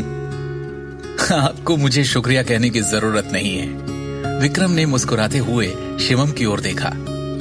ये देखकर कि आपके पति ने आपके साथ किंग ऑफ द वर्ल्ड को कैसे डिजाइन किया है, ऐसा लगता है कि उनके पास भी गहनों के डिजाइन में बहुत अच्छा कौशल है। क्या आप भी ज्वेलरी डिजाइन टीम में शामिल होना चाहेंगे? दृष्टि ने शिवम की ओर देखा और पलकें झपकाई। तुम्हें क्या लगता है? शिवम ने मुस्कुराते हुए कहा, मेरे पास ज्वेलरी डिजाइनर बनने के लिए खास प्रोफेशनल नॉलेज नहीं है, पर हाँ, मैं तुम्हारा असिस्टेंट बनकर तुम्हारी हेल्प कर सकता हूं। 2 मिनट बाद विक्रम टोकस और दृष्टि जोशीले तरीके से ऑफिस से बाहर निकले। उन्हें इतना खुश देखकर कंपनी के बड़े से बड़े अधिकारी सोच में पड़ गए कि अंदर ऐसी क्या चर्चा हुई होगी। ऑलराइट, अटेंशन प्लीज, आप लोग जो कर रहे हैं उसे रोक दें। विक्रम ने कार्यालय में सभी अधिकारियों के सामने खड़े होकर कहा, मैं अब ऑफिशियल तौर पर घोषणा करता हूं कि भविष्य में कंपनी की ज्वेलरी डिजाइन टीम का नेतृत्व हमारी newly promoted acting chief designer अधिकारी डायरेक्टर दृष्टि नारंग करेंगी। इसके अलावा अब वो पूरी तरह से डिजाइन विभाग की इंचार्ज हैं। क्या? चीफ डिजाइनर अधिकारी? चेयरमैन विक्रम की बातें सुनने के बाद तान्या ने चौंकते हुए भाव से कहा, क्या आप मेरे फैसले पर सवाल उठा रही हैं? चेयरमैन विक्रम, आपको नहीं लगता कि ये निर्णय बहुत जल्दबाजी में लिया गया है? अब मेरा मतलब है कि आप सीधा किसी को मुख्य डिजाइन अधिकारी के पद पर कैसे रख सकते हैं? दर्श सिंघानिया ने असंतोष के साथ कहा, इसके अलावा दृष्टि मार्केटिंग विभाग में सिर्फ एक मामूली सी एम्प्लॉय थी, उसे तो इस डिपार्टमेंट की कोई नॉलेज भी नहीं। क्या आपको लगता है कि मैं आपकी राय पूछ रहा हूं? विक्रम ने दर्श को देखा। दृष्टि नारंग का ड्राफ्ट डिजाइन मेरी उम्मीदों पर खरा उतरा है। मेरा मानना है कि वो मुख्य डिजाइन अधिकारी बनने के पूरी तरह से योग्य है। वाइस चेयरमैन मिस्टर दर्श सिंघानिया, अगर आपको मेरे फैसले से कोई समस्या है तो आप बोर्ड ऑफ डायरेक्टर्स में अपनी आपत्तियां उठा सकते हैं और बोर्ड ऑफ डायरेक्टर्स को वोट देने के लिए बुला सकते हैं। मैं भी देखना चाहता हूं कि आप कितने लायक हैं। विक्रम ने दो टूक कहा। चेयरमैन विक्रम, यकीन मानिए मेरा आपके खिलाफ जाने का कोई इरादा नहीं है।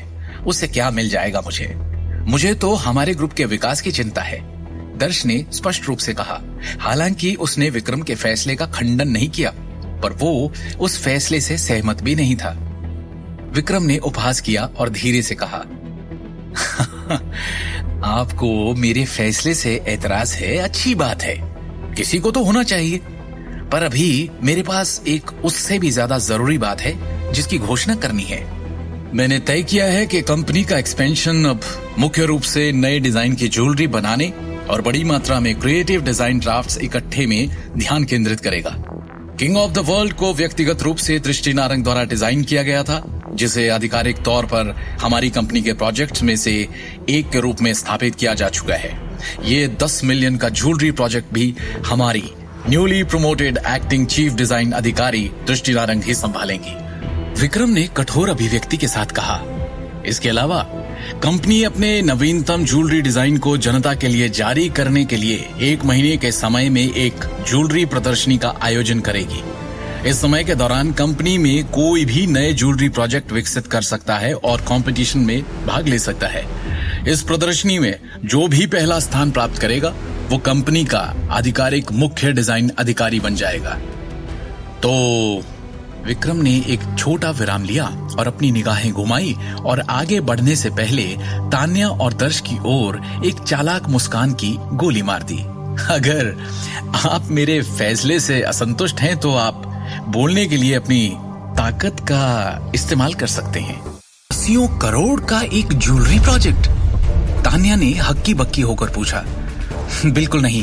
क्या इस तरह के रिसर्च एंड डेवलपमेंट प्रोजेक्ट को दृष्टि जैसे नौसिखिए को देना बर्बादी के बराबर नहीं होगा? वो अब कंपनी की नई एक्टिंग चीफ डिजाइनर अधिकारी हैं। विक्रम की बातों से पूरे ऑफिस में काफी हंगामा मच गया।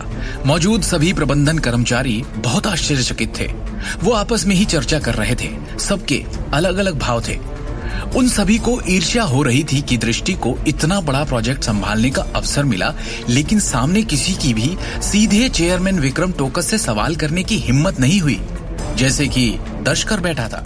ज्वेलरी एग्जीबिशन जिसका प्रचार किया जाएगा। दर्श के साथ नजरों का आदान प्रदान करते हुए तान्या ने जरा राहत की सांस ली। चेयरमैन विक्रम, मुझे कोई आपत्ति नहीं है। हालांकि मुख्य डिजाइन अधिकारी जिस पर आपकी नजर और उम्मीदें टिकी है, वो आखिरकार ऐसा करने में सफल होने ही नहीं वाली, दर्श ने कहा। तान्या ने भी पूरे आत्मविश्वास के साथ कहा, चेयरमैन विक्रम, मैं भी अपनी खुद की ज्वेलरी डिजाइन भेजकर कंपटीशन में हिस्सा लूंगी। जब ज्वेलरी एग्जीबिशन खुलेगा, आपको खुद अंदाजा हो जाएगा कि कंपनी में सबसे लायक ज्वेलरी डिजाइनर वास्तव में कौन है। विक्रम ने एक भाव रहित मुस्कान के साथ हल्के से कहा, आप सब अब अपने अपने काम पर वापस जा सकते हैं। इतना कहकर वो मुड़ा और अपने ऑफिस में चला गया। इतने लोगों को अपने खिलाफ देखकर दृष्टि का मन एक पल के लिए दुखी हुआ, लेकिन फिर उसने अपनी मुट्ठी बंद की और मन में सोचा कि उसे इस ज्वेलरी प्रदर्शन में अपने डिजाइन्स के जरिए खुद को साबित करना है, तान्या से जीतकर बाहर आना है, ताकि वो विक्रम द्वारा दिए गए इस महान अवसर का पूरा फायदा उठा सके। तब तक तान्या ने एक व्यंग्य भरी मुस्कान के साथ दृष्टि को ताना मारा। चेयरमैन ने तारीफों के पुल बांध लिए, उसका ये मतलब नहीं कि तुम गलतफहमी में पड़कर आसमान में उड़ने लगो। सच्चाई तो ये है कि तुम में कोई टैलेंट नहीं, ऐसा ना हो कि मुंह के बल गिरो और सारी दुनिया तुम्हारी हंसी उड़ा दे। किसे किसे बेवकूफ बनाओगी? प्रोफेशनल्स का टैलेंट क्या होता है ये मैं तुम्हें दिखाऊंगी। मुझसे तो तुम सपने में भी नहीं जीत सकती। सिर्फ एक एक्टिंग चीफ डिजाइन ऑफिसर हो तुम। कंपनी के डिजाइन डिपार्टमेंट में फैसला लेने का तुम्हें कोई हक नहीं, तान्या ने आत्मविश्वास से कहा। चूंकि दृष्टि को पहले कभी भी गहनों के डिजाइन में कोई वास्तविक अनुभव नहीं था, वो उससे कैसे तुलना कर सकती थी। मैं निश्चित रूप से तुमसे नहीं हारूंगी। दृष्टि ने अपने होठों को काटा और उसकी चुनौती स्वीकार कर ली। तो बस रुको और देखती जाओ, तान्या ने उसका मजाक उड़ाते हुए कहा। विक्रम की गैर मौजूदगी में दर्श भी दृष्टि का मजाक उड़ाने का मौका कैसे छोड़ता। उसने तान्या से कहा, आपको एक कुएं के तल पर इन दो मेंढकों के साथ झगड़ा करने की जरूरत नहीं है। महंगे और असली गहने दिखते कैसे हैं इन्हें तो ये भी नहीं पता होगा, फिर भी ये करोड़ों के गहनों का एक टुकड़ा डिजाइन करना चाहते हैं। क्या मजाक है। इस बारे में बोलते हुए दर्श ने शिवम को घूर कर देखा और धमकी दी। और तुम, क्या कहा था मैंने तुमसे? मेरी चेतावनी को अनदेखा करने की तुमने हिम्मत कैसे की? अब देखना, ऐसा सबक सिखाऊंगा मैं तुम्हें कि जिंदगी भर नहीं भूल पाओगे। जवाब देने के किसी भी इरादे के बिना शिवम ने दर्श को नजरअंदाज कर दिया और दृष्टि के साथ चला गया। गलियारे में शिवम ने दृष्टि का चेहरा देखा। ऐसे खुशी के दिन भी काफी उदास और परेशान दिख रही थी वो। जाहिर है शिवम को उसकी उदासी का कारण भी पता है। उसने उसकी ओर देखा और सलाह दी, इनकी बातों को भूल जाओ। ये वक्त खराब बातें सोच के खुद को नीचे गिराने का नहीं, अपने काम पर ध्यान देकर खुद को साबित करने का है। मौके का फायदा उठाओ दृष्टि, तुम कर सकती हो और मैं भी तो हूं ना तुम्हारे साथ। दृष्टि ने गंभीरता से सिर हिलाया। लिफ्ट जब तक ग्राउंड फ्लोर तक आई, दोनों में और कोई बात नहीं हुई। दृष्टि सोच में डूबी है। किस सोच में, ये शिवम जानता है। नीचे आकर दोनों चुपचाप नारंग ग्रुप की बिल्डिंग से बाहर निकल गए। क्या तान्या और दर्श दृष्टि के आत्मविश्वास को हिला देंगे? दृष्टि ने सिमी और अखिल को फोन पर अपने प्रमोशन की बात बता दी थी। काफी अरसे बाद इस घर के लोगों को कोई खुशखबरी सुनने को मिली थी। खुशी मनाने के लिए आज सिमी ने पहली बार अपने हाथों से सबके लिए खाना बनाया था। खाना नहीं, 56 भोग तैयार कर रखे थे उसने। हमारी बेटी को कंपनी में चीफ डिजाइन अधिकारी की पोस्ट मिल गई है। उसे करोड़ों के ज्वेलरी प्रोजेक्ट का इंचार्ज भी बनाया गया है। मेरा तो नाचने को मन कर रहा है। आज हमारा पूरा परिवार जश्न मनाएगा। सिमी ने खाने की मेज पर खुशी से कहा और अपने हाथों से रेड वाइन की एक बोतल खोली। माँ, मैं इस समय केवल एक एक्टिंग डायरेक्टर हूँ। मेन पोस्ट तो मुझे तब मिलेगी जब मेरे डिजाइन्स सबके मुकाबले में जीत पाएंगे, दृष्टि ने गंभीरता से कहा। अखिल नारंग ने एक गंभीर संतुष्ट अभिव्यक्ति के साथ कहा, दृष्टि, मुझे लगता है इन नए चेयरमैन विक्रम टोकस को योग्यताओं की परवाह नहीं है। वो केवल उन्हें ही बढ़ावा देंगे जिनके अंदर काबिलियत है, क्षमता है। बेटा, ऐसे सुनहरे अवसर हर रोज नहीं मिलते। तुम्हें मिला है तो उसका पूरी लगन और मेहनत के साथ इस्तेमाल करो। क्योंकि हमारे परिवार का नारंग ग्रुप के अंदर ज्यादा प्रभाव नहीं है, इसलिए हमें भी सावधान रहना होगा और भविष्य में लो प्रोफाइल रखना होगा। हाँ पापा, मुझे पता है, दृष्टि ने सिर हिलाया और कहा। अरे हाँ, मैंने ये भी सुना कि शिवम ने कंपनी में फिर किसी को नाराज कर दिया है। सिंघानिया परिवार के उस दर्श ने इसे चेतावनी दी थी कि इसे सबक सिखाएगा, उसके बाद भी इसकी इतनी जरूरत? सिमी ने उदास भाव से कहा। उसी वक्त अखिल ने देखा कि उसका सिगरेट का डिब्बा खाली हो चुका है। उसने शिवम से कहा, शिवम, क्या बाहर जाके मेरे लिए सिगरेट का डब्बा ले आओगे? शिवम ने हाँ में सिर हिलाया और बाहर जाने के लिए दरवाजे की ओर बढ़ गया। घर से कुछ ही दूर चौराहे पर एक छोटी सी दुकान में सिगरेट के 2 डिब्बे खरीदने के बाद शिवम वापस जाने ही वाला था कि एक गाड़ी के जोर से ब्रेक लगने की आवाज आई और एक अचानक ठीक उसके सामने आकर रुक गई। यही है वो शिवम गांधी। शिवम के बारे में बोलते हुए 2 लंबे चौड़े भयानक दिखने वाले आदमी अचानक कार से उतरे और शिवम की ओर ऐसे देखा जैसे उसे कच्चा चबा जाएंगे। शिवम ने जरा हैरानी के साथ पूछा, क्या तुम लोग यहाँ मेरे लिए आए हो? तुझे क्या लगता है इसके पहले कि शिवम कुछ सोच समझ पाता, उस आदमी ने उसके चेहरे की ओर एक मुक्का जड़ने के लिए अपनी मुट्ठी हवा में उछाली। आधे सेकंड के अंदर ही अंदर शिवम खुद पर होने वाले उस हमले को भांप लेता है और खुद को बाल बाल बचने में सफल होता है।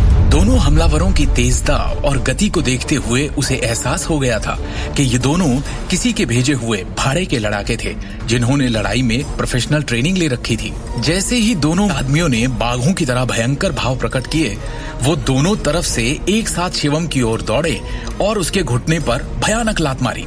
बगल की ओर झुकते हुए शिवम ने अपने शरीर को घुमाते हुए और अपने पैरों को उन दोनों की ओर घुमाते हुए जवाबी कार्रवाई की। उसी पल हवा की एक जोरदार आवाज आई और उसके साथ कुछ टकराने की। क्योंकि उनके वार खाली गए, लेकिन शिवम अपनी एक एक टांग से उन दोनों की टांग पर वार करने में सफल हुआ। पलक झपकते ही दोनों आदमी कई मीटर दूर उड़ गए और ठंडी कठोर जमीन पर जोरदार टक्कर और आवाज के साथ जोर से गिरे। उन दोनों धूर्त आदमियों ने मन ही मन अपने इस हालात को श्राप दिया जिसने उन्हें शिवम के पास भेजा।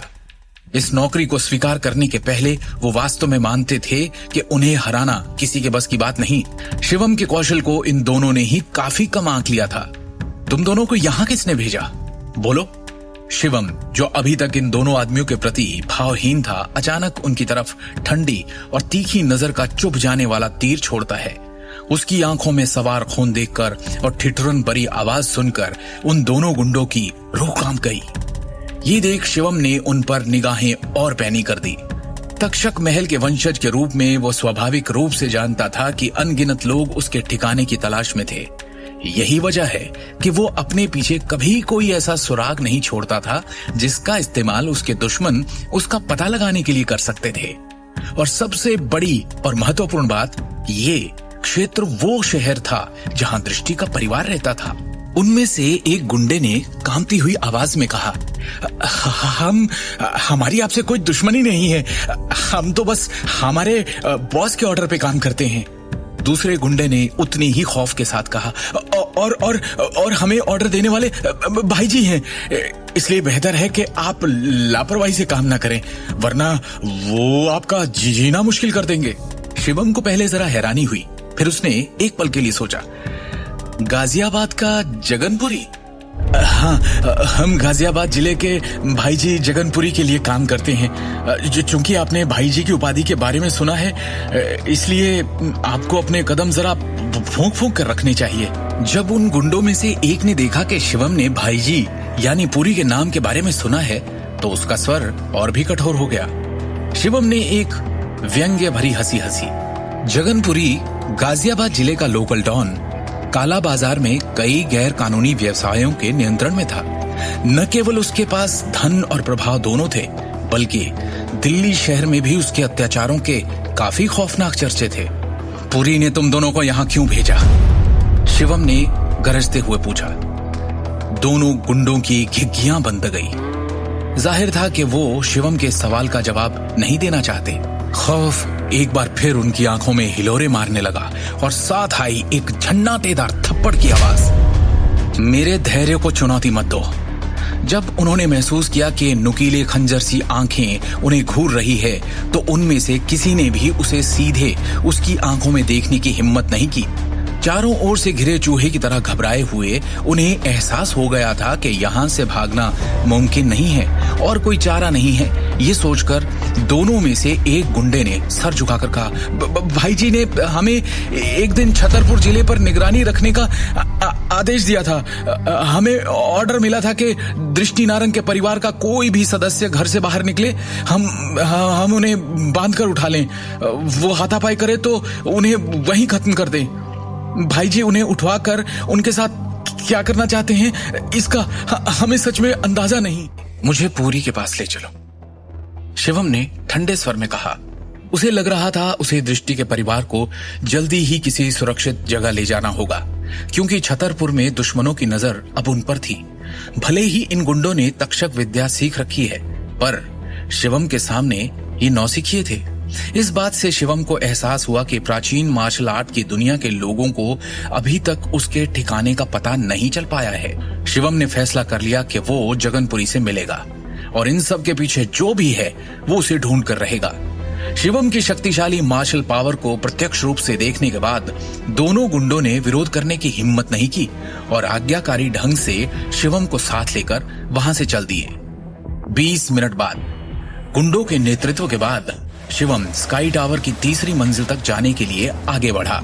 कुछ देर बाद शिवम ने खुद को एक निजी बड़े कमरे में पाया। उज्जवल रोशनी वाले कमरे। सम्मेलन की मेज के दूसरे छोर पर एक दुबले पतले अधेड़ उम्र के व्यक्ति के साथ एक भयावह उपस्थिति बैठी थी। एक फूलदार कमीज पहने वो लगातार अपने हाथ में रुद्राक्ष की डोरी डालकर खेल रहा था। मैं निश्चित रूप से आपकी हिम्मत से प्रभावित हूँ, मेरे आदमियों को पीटने और फिर भी मेरे पास आने की हिम्मत करने के लिए। आप जगनपुरी हैं, है ना? मेरे पास गुंडे भेजने के लिए किसने आपको ऑर्डर दिया? शिवम ने शांति से पूछा। हाँ, पुरी ने तिरस्कार से भरी अभिव्यक्ति के साथ कहा, दिल्ली शहर में काफी साल रहा, पर तुम्हारे जैसा बेवकूफ कभी नहीं देखा। मेरे क्षेत्र में दौड़ने के बाद भी तुमने इतना अहंकारी व्यवहार करने की हिम्मत कैसे की? क्या लगता है तुम्हें? हो कौन तुम? तुम्हारे पास स्वर्ग का रास्ता था, फिर भी तुमने नरक का चुना। पुरी के 30 से अधिक आदमी टेबल के नीचे से 1 मीटर से अधिक लंबी स्टील की छड़ें निकालने के लिए आगे बढ़े और शिवम की ओर दौड़ पड़े। उनकी प्रत्येक गतिविधि तेज लेकिन हिंसक थी। जैसे ही उन्होंने अपनी स्टील की छड़ें शिवम की खोपड़ी की ओर घुमाई, ऐसा लगा जैसे शिवम की मौत आज निश्चित है। क्या होगा शिवम का? क्या वो स्काई टावर से जिंदा निकल पाएगा? एक आदमी ने उसकी ओर एक लोहे की छड़ फेंकी, पर इसके पहले कि वो शिवम को छूती, उसने उसे हवा में ही पकड़कर कांच की तरह चकनाचूर कर दिया। अगले ही पल में वो बिना किसी हिचकिचाहट के उन आदमियों की भीड़ में आगे बढ़ा। कमरे में हवा के झोंकों को भड़काते हुए शिवम उन आदमियों के इर्द गिर्द बिजली की तरह चक्कर लगाते हुए उन पर हमला करने लगा और सबको चकमा दे दिया। उसकी हरकतें इतनी तेज थी कि नंगी आंखों से केवल उसके बाद के चित्र देखे जा सकते थे। चारों ओर सिर्फ टकराने की आवाजें आ रही थी। जमीन से लोहे की छड़ों में से एक को उठाकर शिवम ने अपने रास्ते में आने वाले सभी लोगों को मारना शुरू कर दिया। अपने विरोधियों को जवाबी कार्रवाई का कोई मौका नहीं दिया। इस लड़ाई के दौरान दर्जनों लोग शिवम के शरीर पर एक खरोंच भी नहीं लगा पाए, लेकिन शिवम उन पर लगातार हमले किए जा रहा था। बोल! शिवम ने जगनपुरी को ठंडी मगर क्रोध भरी नजर से देखा। किसके कहने पर तू ये कर रहा है सब? ये पुरी अपनी सीट पर सहमा सा बैठा था। उसकी आंखों के सामने जो हुआ वो अब भी वो हजम नहीं कर पा रहा था। शायद वो विश्वास ही नहीं करना चाह रहा था कि कोई ऐसा आएगा जो उसे हिला के रख देगा।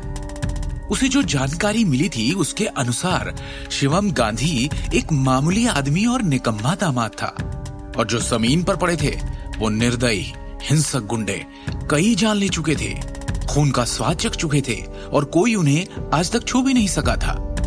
इतने सालों तक अनगिनत क्षेत्रों पर विजय प्राप्त करने के बाद आज उन्हें शर्मनाक हार मिली। शिवम जैसे आदमी ने उन्हें एक पल में धूल चटा दी। इस समय पुरी को ऐसा लगा जैसे उसने अपने पैर के अंगूठे को लोहे की प्लेट के नीचे दबा दिया हो। तुझे क्या लगता है, जरा सी मार्शल आर्ट क्या सीख ली, मेरे आदमियों को हरा दिया तो मुझसे बड़ा डॉन हो गया तू? अपने हाथ से सिगार फेंकते हुए पुरी जोर से चिल्लाया, मेरे एरिया में मेरे साथ खिलवाड़ करके तू मौत को बुलावा दे रहा है। शिवम ने निडरता और बिना भाव के साथ कहा, कोशिश करके देख ले। उन शब्दों को सुनकर पुरी की भौहें थोड़ी फड़क गई। जबकि वो कई सालों से अंडरवर्ल्ड पर राज कर रहा था, पर कभी किसी ऐसे व्यक्ति से नहीं मिला था जिसने बंदूकों का सामना करते हुए इतनी निडरता से जवाब दिया हो।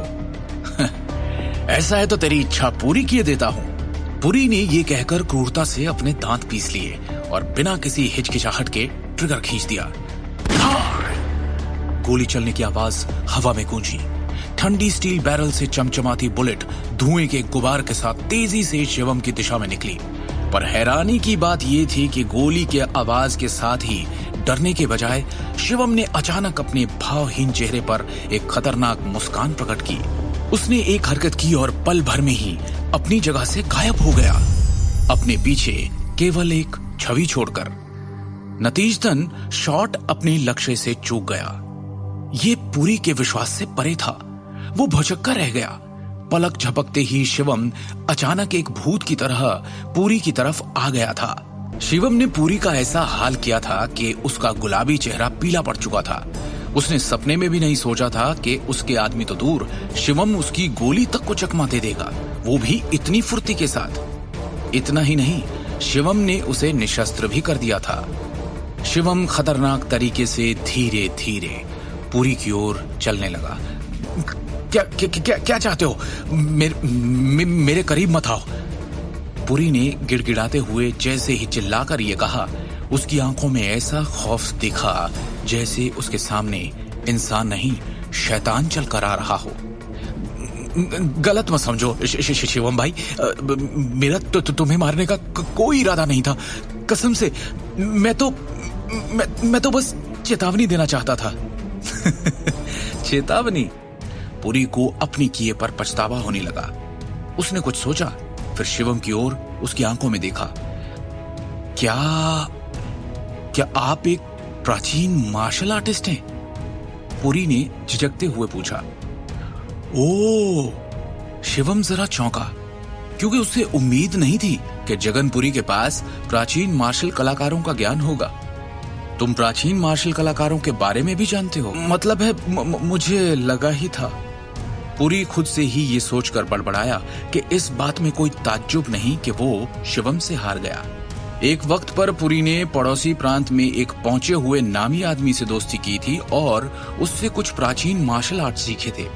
उन कौशलों के साथ वो 1 दर्जन अंगरक्षकों को मात्र चाकू से आसानी से नीचे गिरा सकता था। हालांकि वो अभी भी शिवम की तरह काबिल नहीं था। बिग बॉस के अनुसार शक्तिशाली प्राचीन मार्शल आर्ट विशेषज्ञ बेहद तेज प्राणी थे जो आसानी से गोलियों को चकमा दे सकते थे। इसलिए उसने पुरी को चेतावनी दी कि यदि उनसे कभी भी उसका सामना हो तो उनसे निपटने के लिए कभी भी बंदूक का उपयोग नहीं करना चाहिए। इसके अलावा उसे ये भी सीख दी गई थी कि प्राचीन मार्शल कलाकारों के पीछे जो शक्तियां होती है उन्हें कभी भी नाराज नहीं करना चाहिए। उन चेतावनियों को याद करते हुए पुरी ने घुटने टेक दिए और विनती की, मास्टर शिवम, दया कीजिए। मैं अंधा था जो आपको पहचान नहीं सका। मैंने भी कभी आपको किसी भी तरह ठेस पहुंचाने का इरादा नहीं किया था। ये सब उस सिंघानिया की वजह से हुआ, उसी का किया धरा है ये। शिवम ने स्थिति के तारों को जोड़ा और ठंडे भाव के साथ पुरी से पूछा, सिंघानिया परिवार ने तुम्हें ये करने का ऑर्डर दिया था? हाँ, उसी दर्श सिंघानिया ने मुझे आपको अगवा करने का आदेश दिया था। अभी समझ आ रहा है कि उसने मुझे हथियार की तरह इस्तेमाल किया है। पुरी ने दांत पीसते हुए कहा। दर्श सिंघानिया ने मुझे आज दोपहर भोजन के लिए आमंत्रित किया और मुझे 2 तस्वीरें दी और साथ में आदेश दिया कि अपने आदमियों के हाथों में इन सभी तस्वीर वाले लोगों को अगवा करवाऊं। बदले में मुझे 1 करोड़ रुपए देने का वादा किया। फोटो कहाँ है? शिवम ने बीच में ही पूछा। पुरी ने अपनी जेब से 2 तस्वीरें निकाली और उन्हें शिवम को सौंप दिया। एक दृष्टि के पूरे परिवार की तस्वीर थी, जबकि दूसरी सिर्फ शिवम की। तस्वीरों को देख शिवम का खून खौल उठा। उसने कहा, बोलते रहो। इन सबको अगवा करने के बाद दर्श ने तुम्हें क्या करने के लिए कहा? मैंने बस अगवा करने के प्रस्ताव को माना। आगे क्या करना है वो कदम सिर्फ दर्श का होने वाला था। मेरा उससे कोई लेना देना नहीं। हाँ, मैंने भी दिमाग चलाया। मैंने हमारी सारी बातें रिकॉर्ड कर ली। क्या आप वो रिकॉर्डिंग सुनना चाहेंगे? पुरी ने गंभीरता से पूछा। फिर उसने झुककर विनती की, मास्टर शिवम, आपको ठेस पहुंचाने का मुझे बहुत पछतावा है। मुझे सच में अंदाजा भी नहीं था कि मेरा पाला आप जैसे महान इंसान से पड़ेगा। मुझसे बहुत बड़ी गलती हो गई, माफ कर दीजिए। शिवम शांति से कहता है, मुझे वो रिकॉर्डिंग दे दो। पुरी ने शिवम को वो पेन सौंप दिया जिसमें एक रिकॉर्डर लगा था। उस रिकॉर्डर में वो सारी बातें मौजूद थी जो दर्श ने पुरी के साथ सौदा करते वक्त की थी। पेन के ऊपर लगा बटन दबाते ही बातचीत की रिकॉर्डिंग बजने लगी। शिवम ने शुरुआती बिना मतलब की बातों को नजरअंदाज कर दिया और अपहरण के बारे में बातचीत पर पूरा ध्यान दिया। उस शिवम गांधी की जिंदगी बर्बाद करनी है तुम्हें जगन। इनाम में 1 करोड़ मिलेंगे। पर आपने तो भी कहा कि शिवम गांधी नारंग परिवार का निकम्मा दामाद है। 1 करोड़ खर्च करने लायक है वो? कहीं कोई और बात तो नहीं? मैं शिवम खून खोल उठा। आगे की कहानी जानने के लिए देखिए अगला एपिसोड सिर्फ पॉकेट एफएम के यूट्यूब चैनल पर, और शिवम द हिडन वॉरियर के सारे एपिसोड्स को सुनने के लिए डिस्क्रिप्शन में दी लिंक से डाउनलोड करें पॉकेट एफएम ऐप।